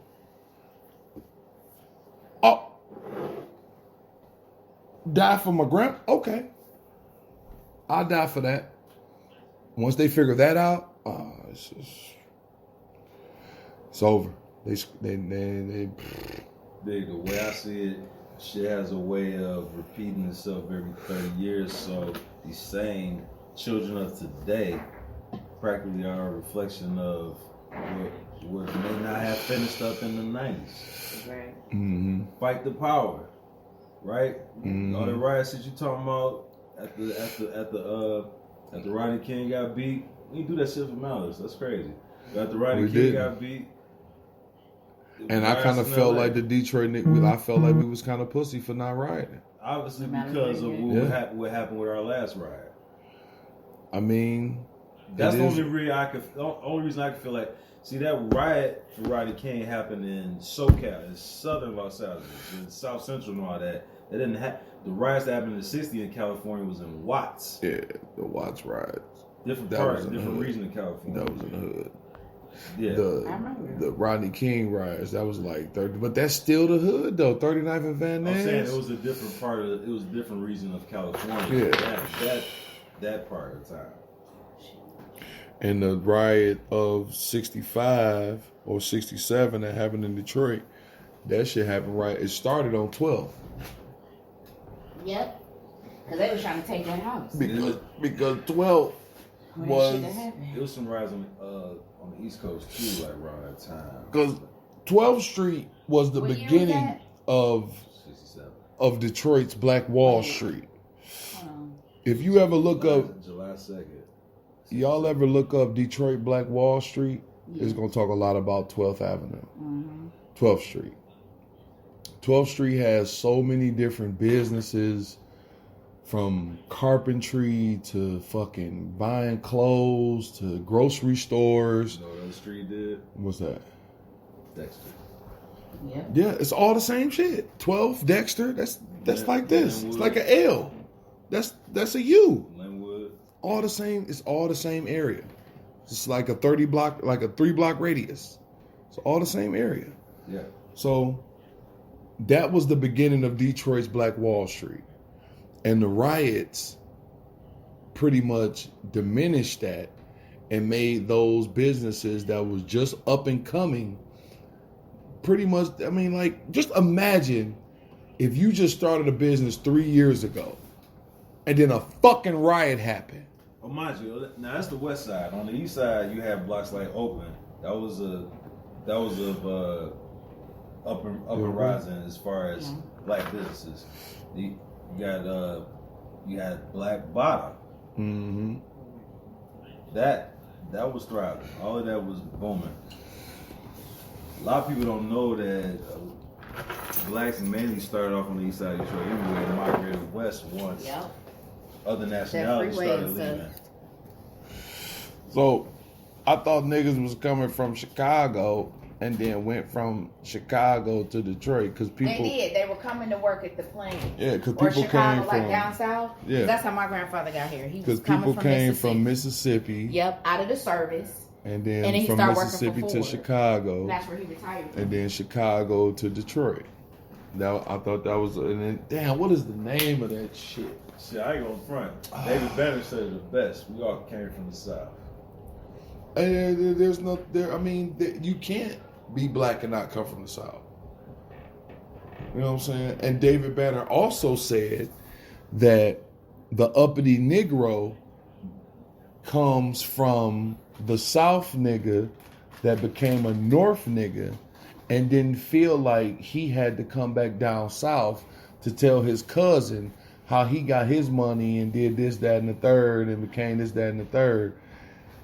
Motherfuckers was supposed to. That was the whole point of leaving. Exactly. You were supposed to leave and come back with the fucking information. Come back with or the bag. Or the bag. If you ain't got the bag, you got the information so we can make the bag down here. But you weren't supposed to go up there and start acting like them. Or if nothing else, set it up for them to come along with you. Like, I never looked that shit that my grandfather said about his migration from South up here like how you're saying right now until this moment. He told me how, he sent for his mother and father once he got so far established and shit, and then boom, they got a house up here. He sent for his brother and shit. My grandfather was putting people on with jobs. Mm-hmm. He was a foreman at American Axle. He done put my father and his brothers on some second cousins or whatever to me, but first cousins to them on with work. You know what I'm saying? Just various relatives and shit, and even like close friends. He putting people on the work. So he was one of the ones that embodied that whole essence. When you going about further in life, you know what I'm saying, send some bread back. And not necessarily bread like money, but send some knowledge, send some way of going about getting it in the same light or something. You know, real talent is doing that shit within your community. Mm-hmm. Straight within your family. That's where it's supposed to start. Not within no institution like, well, you know, the House of Worship. Yeah, you're right, man. So, to move into the next, this is the last segment of the show. So, could you be with someone that didn't go through their whole phase? Because me personally, I probably couldn't. Because what if you didn't go through your whole phase, and then as soon as you get with me, you decide, you know what? I need to suck some dick. First of all, that's nasty and a little bit graphic. I'm just saying that's graphic to say to someone. You know what? I want to suck some dick. Like, no, nigga. Like, no, she's saying that about herself. Like, I don't want to suck dick. I just want to suck random dicks. Where you finding these bitches at? That's the first thing I'm like. She shot out of the goddamn office. She shot out of the office. She shot out of the fucking office. I heard that. And I say to that. That's where I find these women. I say to that. Well, I told you about that beforehand. You should try listening sometimes. But I mean, no, I feel like if you have to sow your rolls or whatever, you better get that shit out.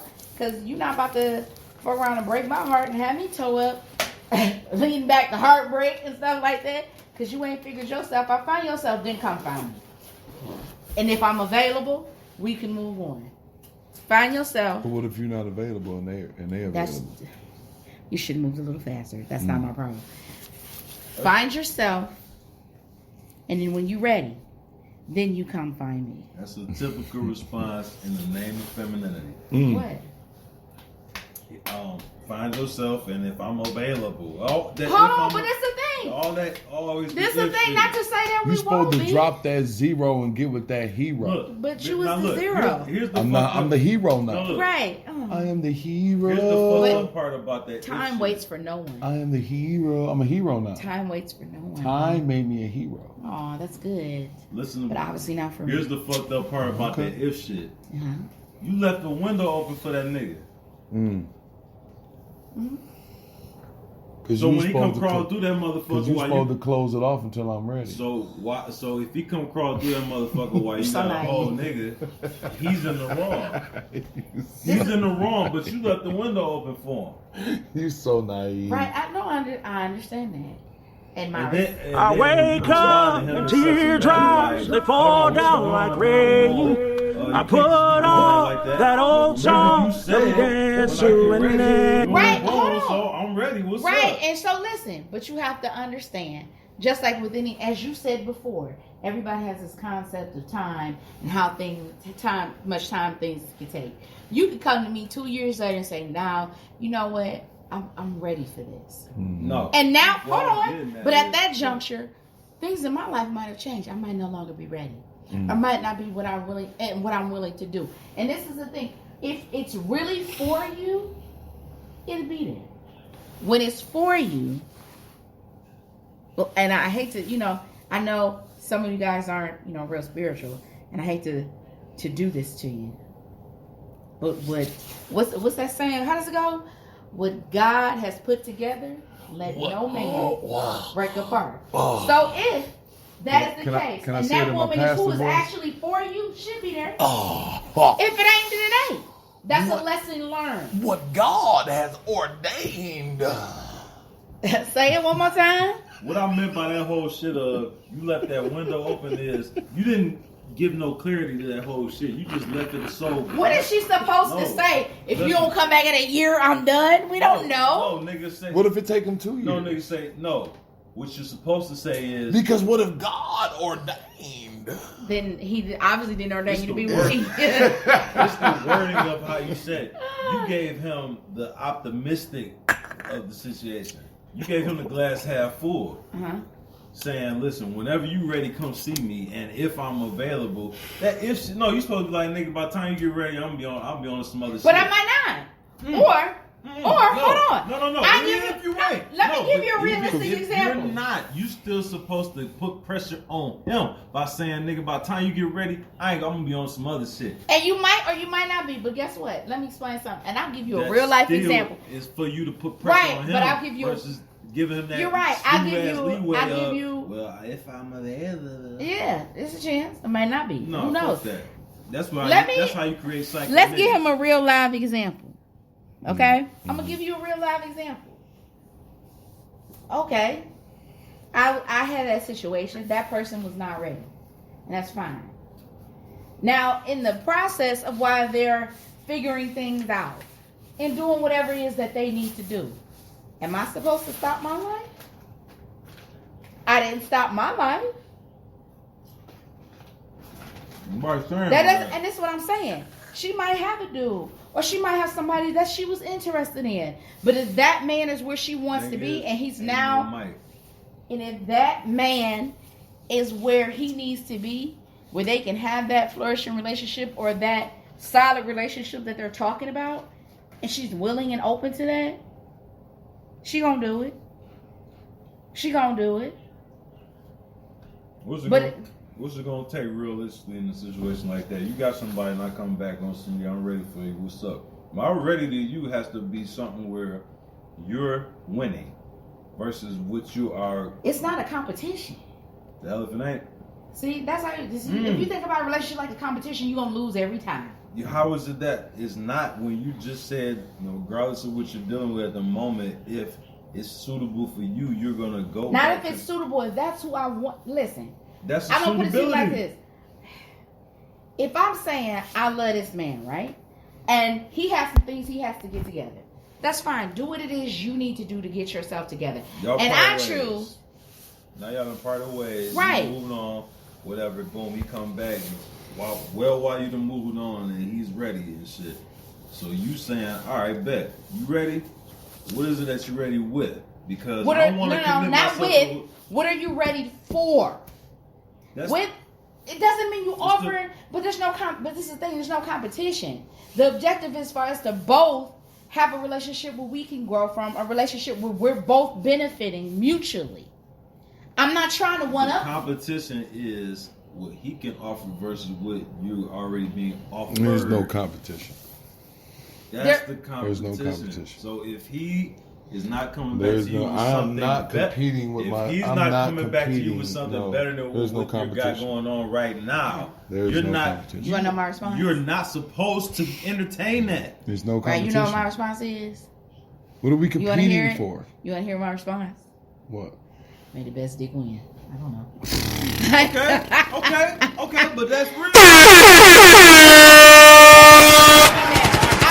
I wake up, teardrops, they fall down like rain. I put on that old song that we dance to and then I head back to the track. It's not much to say. Something better than what it was from before, and obviously better than what you're dealing with at that moment. And I'll say this: what my defining moment was, what I need is I need to feel safe in any situation, and that doesn't necessarily mean I need you to hover over me, or I need to feel safe in what I'm doing with you. I need to feel that I can trust you, that I can be vulnerable with you, and that you can offer me stability. When you can offer me stability, that is a major thing for me. And for me, that is what was lacking prior. So whatever corrections need to be made or whatever they needed to go through, when they came back, it was clear I was very clear in what I needed. If you can't give this to me, let's not waste our time. If you're willing to and you telling me this is what you want and you can offer me that stability, which I don't know if that other person was willing to do that or not. I did not care. And to me, they weren't showing me this. Like I said, I need safety. I need stability. I need to know. And when I say that, I mean I need to know that I can trust you. I need to know that I can lean on you. I need to know that if I'm lacking in something, you can be my support, whether that's financially, whether it's physically, or whatever the fuck it is. I need to know that. That's a partner. And that is my end goal, to have a partner. Not only just sexually, mentally, physically, like all around in general. I need somebody that accommodates me and is an addition to me. Why go laugh? And that's the difference. And that's what I needed. And when it came crunch time, that's what I was shown. And that's what I live with. You know what I'm saying? So it's a choice. It's a gamble either way. So that man could never be ready. You know? This is it. Like, that's what I meant by the whole thing of you can't just say to a man, whenever you get ready, if I'm available, that whole if shit, you have to do what you said. Like, you got to be concise. Yeah, I can be very understanding. I'm very specific because I don't like to leave gray areas about anything. Which you obviously are doing by saying if I'm available. First of all, if I say if I'm available and if you are willing to, if you can offer me what it is I need, I don't have to say that. That's what I mean. You know what I'm saying? But that is specifically what I mean, and I make that very clear. I made that very clear. That's all I'm getting at. Yeah. Like, it has to be transparent. Yeah, and that's the thing. People got to be willing to communicate. But again, I just don't feel like relationships need to be competitive. I don't need to compete with you. I'm your partner. We doing this together. That's just it. It ain't about the male and the woman competing. It's about the male and the other male and the female and the other female competing over whatever gender. That's what it's about. That's where the competition is. Oh, well, I don't. No, for real. Like I said, you moved on from this past situation under the pretense that y'all can reconcile as long as they're coming back to you in better standards and willing to offer you the things that's going to make y'all better, right? Now, they're not coming back with that.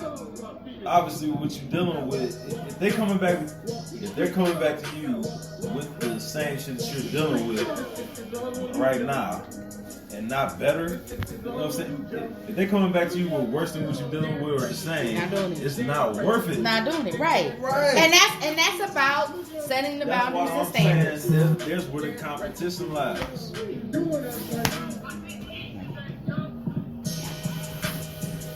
Be careful.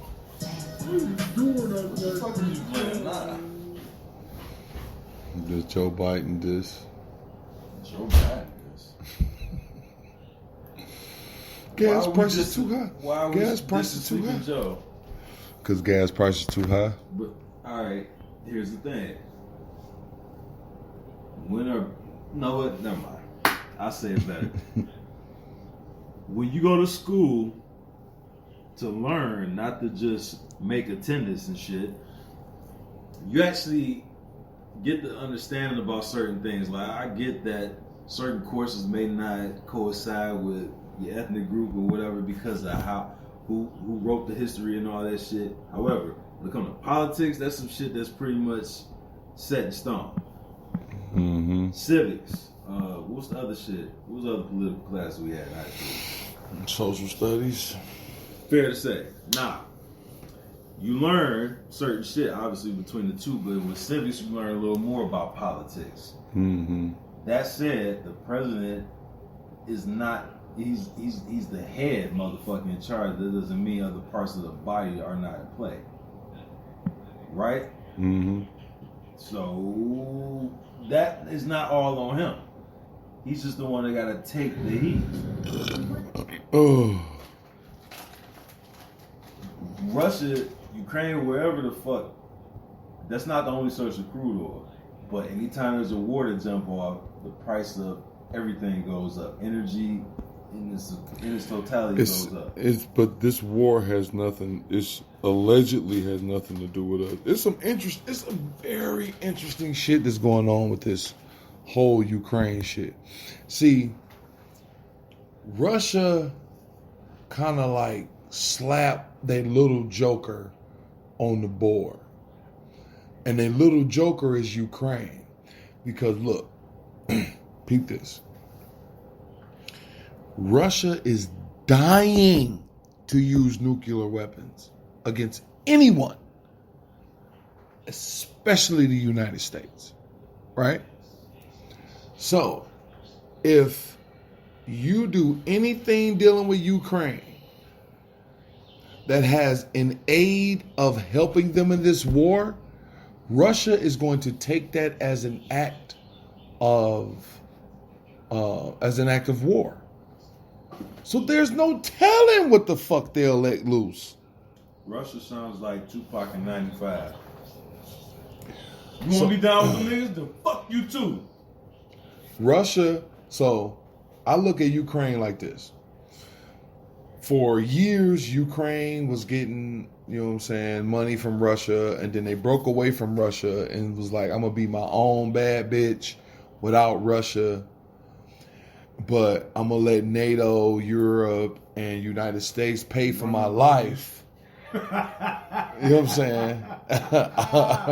I'm going to let United States, NATO, and Europe pay for my life for 30 years. I don't need Russia.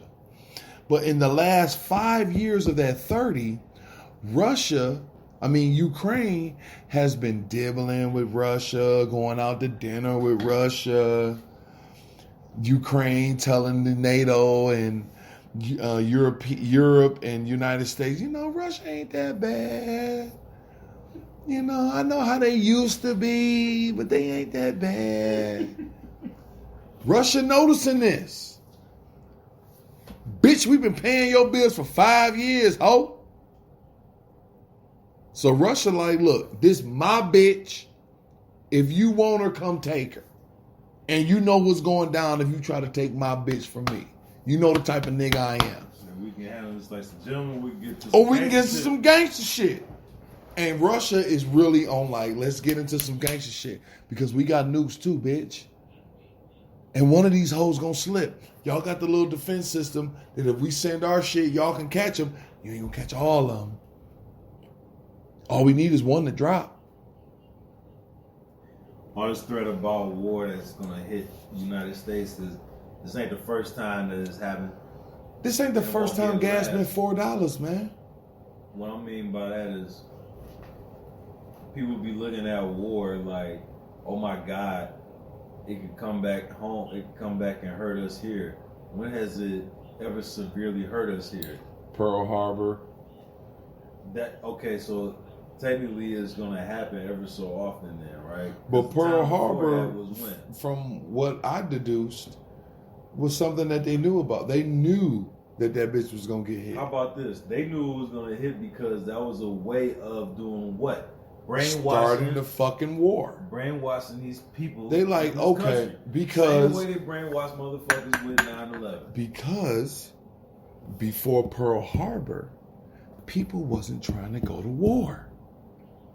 So once Pearl Harbor hit, everybody was like, we gotta go to war because how fucking dare you? How dare you? We're the greatest country in the world. How dare you? But listen, before Pearl Harbor, between 1950 and 1954, maybe 55, niggas was like, what are we going to war for? They ain't got shit to do with us. Fuck Japan. Fuck, right? We don't give a fuck about World War II. That shit ain't got nothing to do with it. Soon as Pearl Harbor hit, everybody, and they took heed to that. I said, oh. No, that was forced though, right? Man, everything that happens is forced. No, I said that was the 40s. Oh, you said 40s? Yeah. That was 45 instead of 55? Yeah. Okay, so you're right, because in 55, no, World War II was in 54. Yeah, Pearl Harbor shit happened in 44. Yeah, you're right. Nonetheless. So, before Pearl Harbor, from 40 to 44, niggas was like, man, I don't give a fuck about that shit. And then Then everybody was like, hey, man, we got to go over here and fight these niggas, man. This is bullshit. Fast forward that to Vietnam War. Vietnam was some bullshit. And those people were... Vietnam is the only war that we lost. The one, all right. You seen that movie, Five Brothers or whatever? No. Four Brothers? Not Five Brothers. The Netflix movie? Yeah, with Chadwick. Is Chadwick Boseman in it? It was a Netflix film, like Netflix cut or whatever. It was the Five Bloods, I believe. Okay. Five Bloods. It was a Spike Lee joint, and yeah, I know what you're talking about. The setting was pretty much that. Now, in there they had parts like where a radio announcer from that part of the world was talking about some shit, and they're like, "Black man, get out of here. This is not your fight." That's not the first time that had been said. You know what I'm saying? Like it was reiterated in that movie, but it was actually said in real life. So, I was watching this movie called Hidden Colors, right? And one of the people that was fighting in Vietnam he had an interview with him. And he said when they touched down in Singapore, the people in the village dropped to their knees in repentance because they, in their little culture or whatever, the black man, so this war was already set upon. They said that this shit was gonna happen and black people were gonna come and save you. So when them niggas showed up with guns and shit, they said these niggas was like dropping and bowing to them. So can you imagine you're an American soldier, black American soldier, and you going over here to fight a war because the motherfucking powers that be told you we got to go over here and kill everything that you see. And as soon as you touch down, they drop their weapons and drop to their knees and bow to you. You're a fucking private in the goddamn army. That is the real. That sounds like the real source. The real source of PTSD. Think about it. Everything you just said is really fucking with this person's mind. And then you got the white corporal running up on you saying, "Shoot him." You were trained before you got over to this motherfucker that these people are vicious killers and all that, which is the same shit they say about us. Right? This motherfucker's this, that, and the third, right? Don't trust them. They gonna do this to you. They gonna fuck your daughters or whatever the fuck. You know what I'm saying? They paint such a stigma about us to where when people run into us, they on guard. They ready to shoot on sight.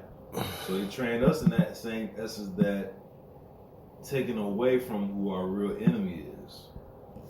So we get over there, like you said, as a sergeant like, shoot him. You like, he don't look like a threat. I don't give a fuck. Shoot him. It fucks with you. Especially when you seen this nigga bow to you before this asshole shows up. And the motherfucker, and when have you ever had anybody bow for you? Especially coming from where you coming from in the time that it is. Just imagine. So this is where my movie making mind comes from. Right. So just imagine if this motherfucker drops down into Vietnam. He goes to this village, but he veers off by himself, just him and his homeboy. Okay. They go to this village, and they like, you know what? We're going to make a name in the army by taking over this village and bringing a fucking camp here. They get to the village, and these motherfuckers are praising you because you're our savior.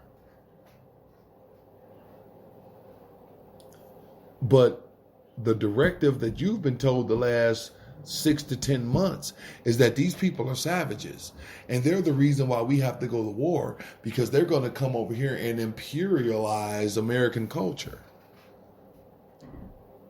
So now, before you say anything, okay. These people see these motherfuckers bowing.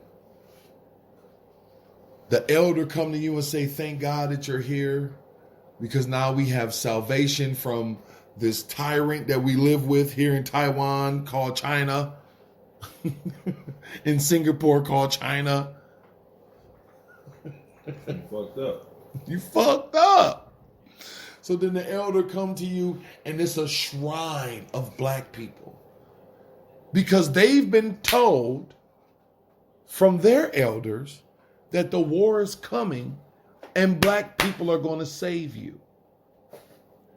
But your directive is to kill everything you see. What do you do? What do you do? You follow orders and go crazy, which is what had happened. It's fucked up. That was the message that was missed with dead presidents. Motherfuckers thought it was just about a bank heist.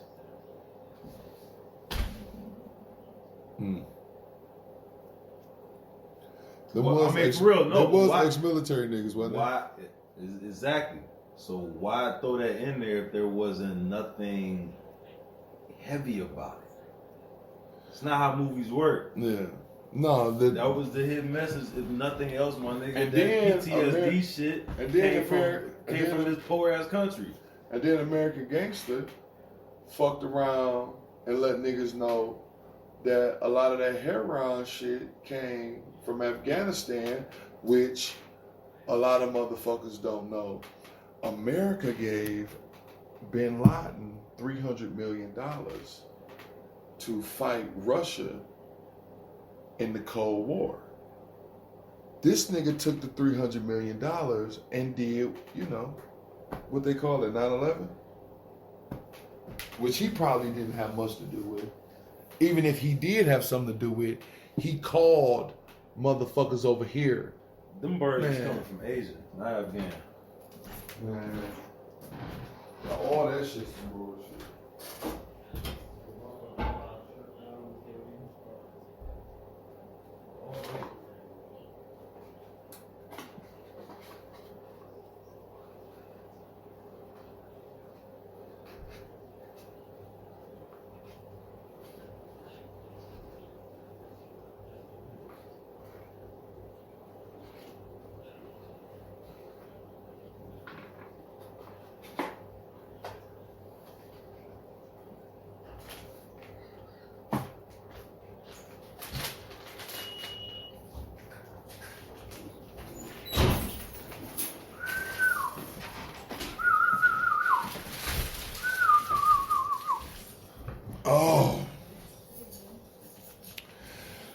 Yeah, folks, I appreciate you guys stopping by for another episode of the Everybody Hates Sleep show.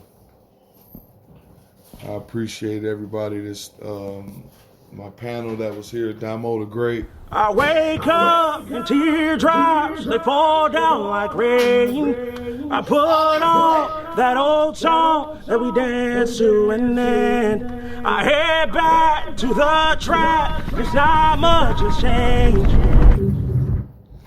And also my esteemed colleague.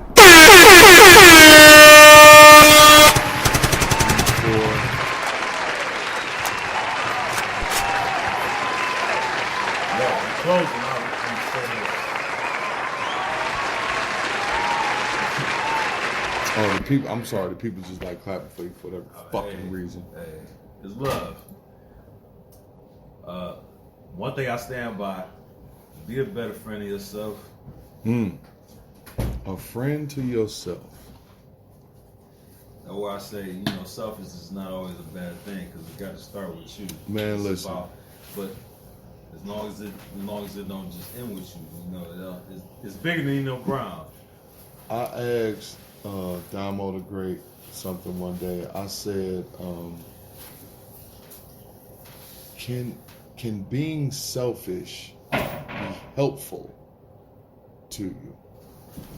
Like, should you be upset or should you feel a way that you want to take care of yourself first before you take care of anything else? And when I presented it to her like that, she was like, no. If that's the definition of selfish, then no. You should always take care of yourself first. Because if you don't take care of yourself first, then if you fucked up, How can a fucked up you help anybody else? And that's kind of how she presented it to me. How can a fucked up you help anybody else? Because if you're not any good, if you're not any good to yourself, and you're neglecting yourself, what use are you going to be anybody else? Well, that's what I was saying. So, being selfish is not a bad thing, folks. Remember that. Women love to be wanted more than they want to be loved. They want to be wanted more than they want to be loved. To be wanted more than they want to be loved. And I give you a somewhat example of that shit, right? For those of you all who watch Family Guy, the character Quagmire, we obviously know his horrorisms and shit. Now, he has made flirtatious passes at a number of people, including Lois, Peter Griffin's wife. There was one episode that I caught in the mid of the shit, right? They were on a trip. Lois and Quagmire. Lois been, turning him down every time he even come close to being on some shit like, give me that pussy. Now they're on this trip, and for whatever reason, I heard Peter got some beef. They gangbanging right now. So she noticing that Quagmire about to get his rocks off on some other bitch, and she gets jealous, like, oh my God, all the time you make passes at me, he was like not paying me no attention. Now he's like, wait a minute, you're my friend's wife. Like, I wouldn't do that. If you really wanted to, if you were wanting something, some type of compassion or whatever while you're on this trip, you should have came with your husband. So, for everybody who's been watching that show all the way up to that point, thinking that this is the moment Quagmire about to tear that shit down, and he shows that he's actually down for his friend, it make him not look like such a bad whore. You know what I mean? And that's why, and going with that is what I'm saying is, her loving the fact that in her mind, that he wanted her, was more of a turn on than wanting to be loved by her own fucking husband. That can be, and I think that can be the case for some women. But I think most women realistically want to be loved because this. Let me say this: women are wanted regularly. Dick falls out of the sky when bitches walk out of the house. It's just what it is. It's a difference. I think. Imagine that. Hold on. That's why I say the idea of loving being wanted. Because imagine the dick wasn't falling out. What the fuck? What happened? Am I? No, I am. Whoa. Where's the dick? Somebody put an invisible umbrella over my head. Where's the dick? Where's the random dick? Boom. Then all of a sudden, because they weren't getting that attention, they're gonna want it now. Love to be wanted more than want to be loved. I want to be loved. Because if you love me properly, all the other stuff falls in place. Just me personally, though. We get it. Well, folks, that's been another edition of Everybody Hates Sleep Show. And we're going to end it. One last thing. Okay. Hella wreck to people hella wreck to all my motherfuckers, people within our ethnic group that's about to go belligerent on drinking green beer in a few days. Oh my fucking God. All you fake black Irish motherfuckers. Get off my Mick dick. Oh God. Because Irish people are looked at. So there's like 3 to 5 different white groups that are looked at as like the Negro of white people. Irish, Italians, Scottish, definitely Italians, Armenians, and we can kind of debate on the fifth. What do you guys think would be the fifth? Chaldean, I'll take that. What do you think? Fifth one. We got Chaldean. So you don't have to agree with me on the Chaldean. No, I like the Chaldean though. No, I'm talking about I was just said Middle Eastern in general. Okay. Yeah. I would have stuck with that in general, just as not just Chaldean, but just in general, Middle Eastern. Because I mean, the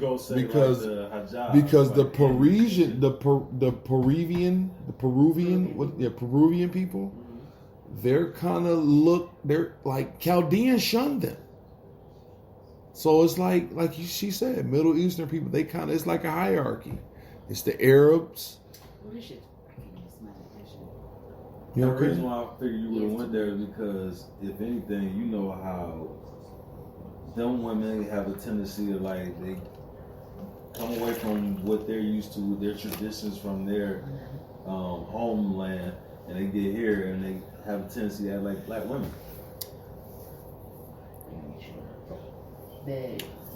Hey, as a black woman, which one were you talking about? Women like the hijab women, like the Indians and shit. Yeah. Some, but I mean, that hasn't been my experience, because all the ones that I see that come here still carry because I used to live right over there. Most still carry that tradition really heavily. Most that I've seen. It's rarely that I see some that do, and it's very slim, and it's mostly the younger girls who are, if you want to say, assimilated. And I'm talking about even down to their style of dress. Yeah. Wearing tight fitted shit or whatever, so they're wearing shit that's just comfortable and not giving attention to parts of your body. Yeah. No, I do see them doing that, but I still don't think they're considered, like, if you're talking of non-people of color groups.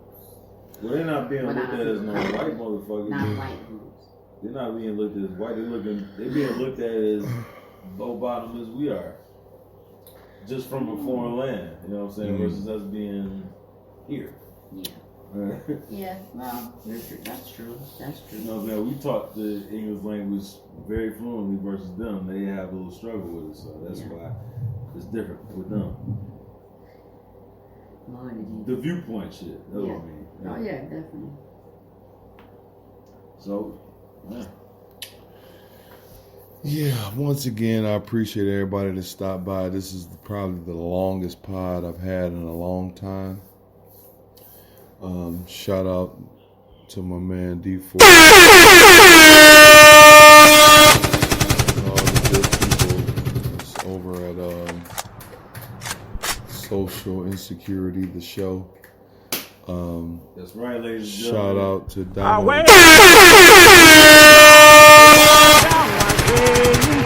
I put on that old song that we danced to, and then I head back to the track. There's not much to change. I've been Direct to all my people doing shit on the entrepreneur tip. You know what I'm saying? Like, I'm gonna say my man King Wani with the brushes and shit. He doing his thing, getting people together on the cosmetics. Got people on the food tip. I know y'all know some people and shit, but my folks down in Highland Park, that Cakes and Shakes, you know what I mean? They getting niggas together on the treats and on some sandwiches. Shout out and shit. to the people over at the What Up Dough company that does the hoodies, and shout out G Mace Productions.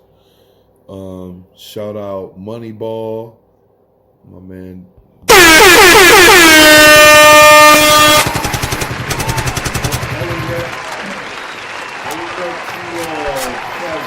Y'all haven't checked them out. They You want to go try vegan?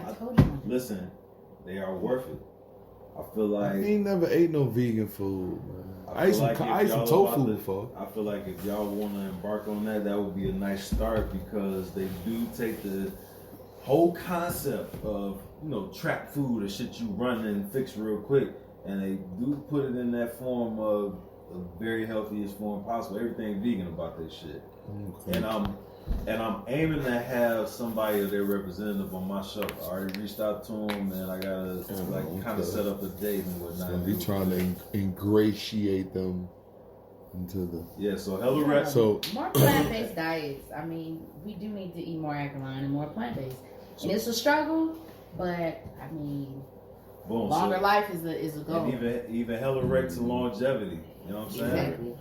So my goal, because I keep kind of a conglomerate type of mind state. And I want to, because the people around me, they do a lot of dope shit in their leisure time. Like, the people around me, their leisure time is dope as fuck.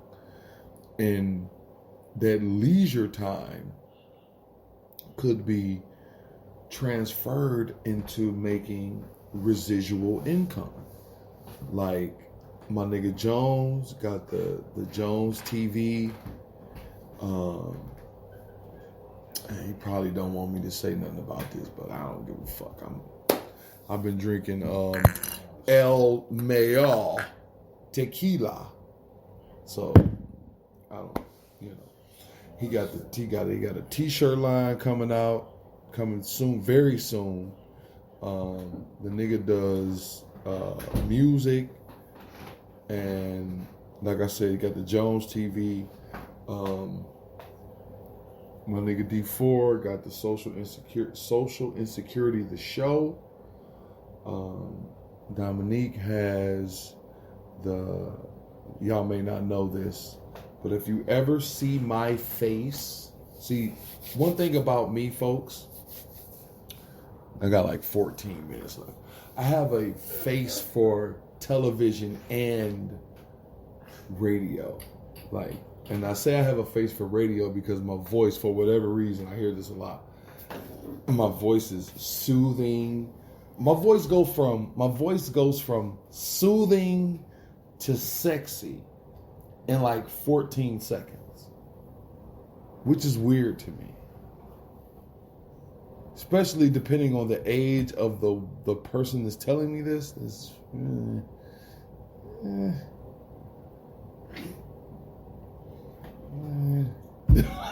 Don't tell me. Don't wrap it up, box me, motherfucker. Hey, look. I guess there's another closing. We're looking forward to the full completion of season 2 of Social Insecurity, the show. We're looking forward to. I'll be due to releasing some music this year before the year is up. I'm gonna say pre-Labor Day type shit. Yeah. Some D4 music. Yeah. I've had to hear from music since I was young, and I've been putting shit off for the longest. I'm at the point where I don't want to live with the regret of not even giving it a chance. Listen, the only passion I have for music is promoting it. So if you have some music that you have, give it to me so I can promote it. I don't know why. I feel like I'm Barry Gordy. Maybe don't tell me to do it again. I'm so fucking tired of you. I'm so sick of this little motherfucker. I'm so sick of this little motherfucker, man. Oh, shit. I gotta act like I got some sense because this motherfucker is little. I cannot, dude. All right. So since I gotta wrap it up, thank you everybody for stopping by. I appreciate y'all. We gonna end this with my man. Where we at? My nigga Nick Grant.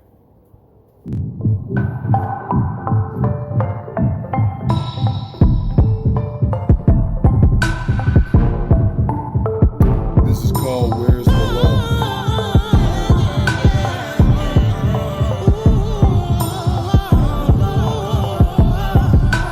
Troubles on my mind.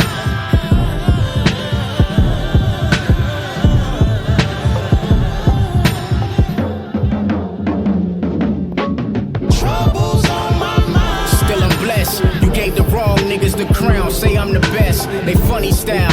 I can see the hate in your flesh. Know the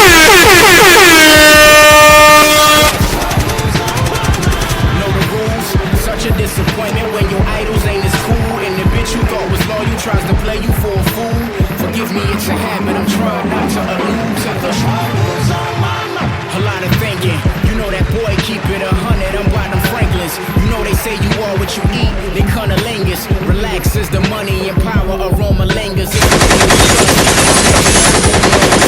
Fast food frontin' like they know boo hoes. They'll kill you all because a nigga hoe you chose. I put the piece up like a nigga go-to pose. Gotta ride for it. Make a nigga wanna holler for the love of money.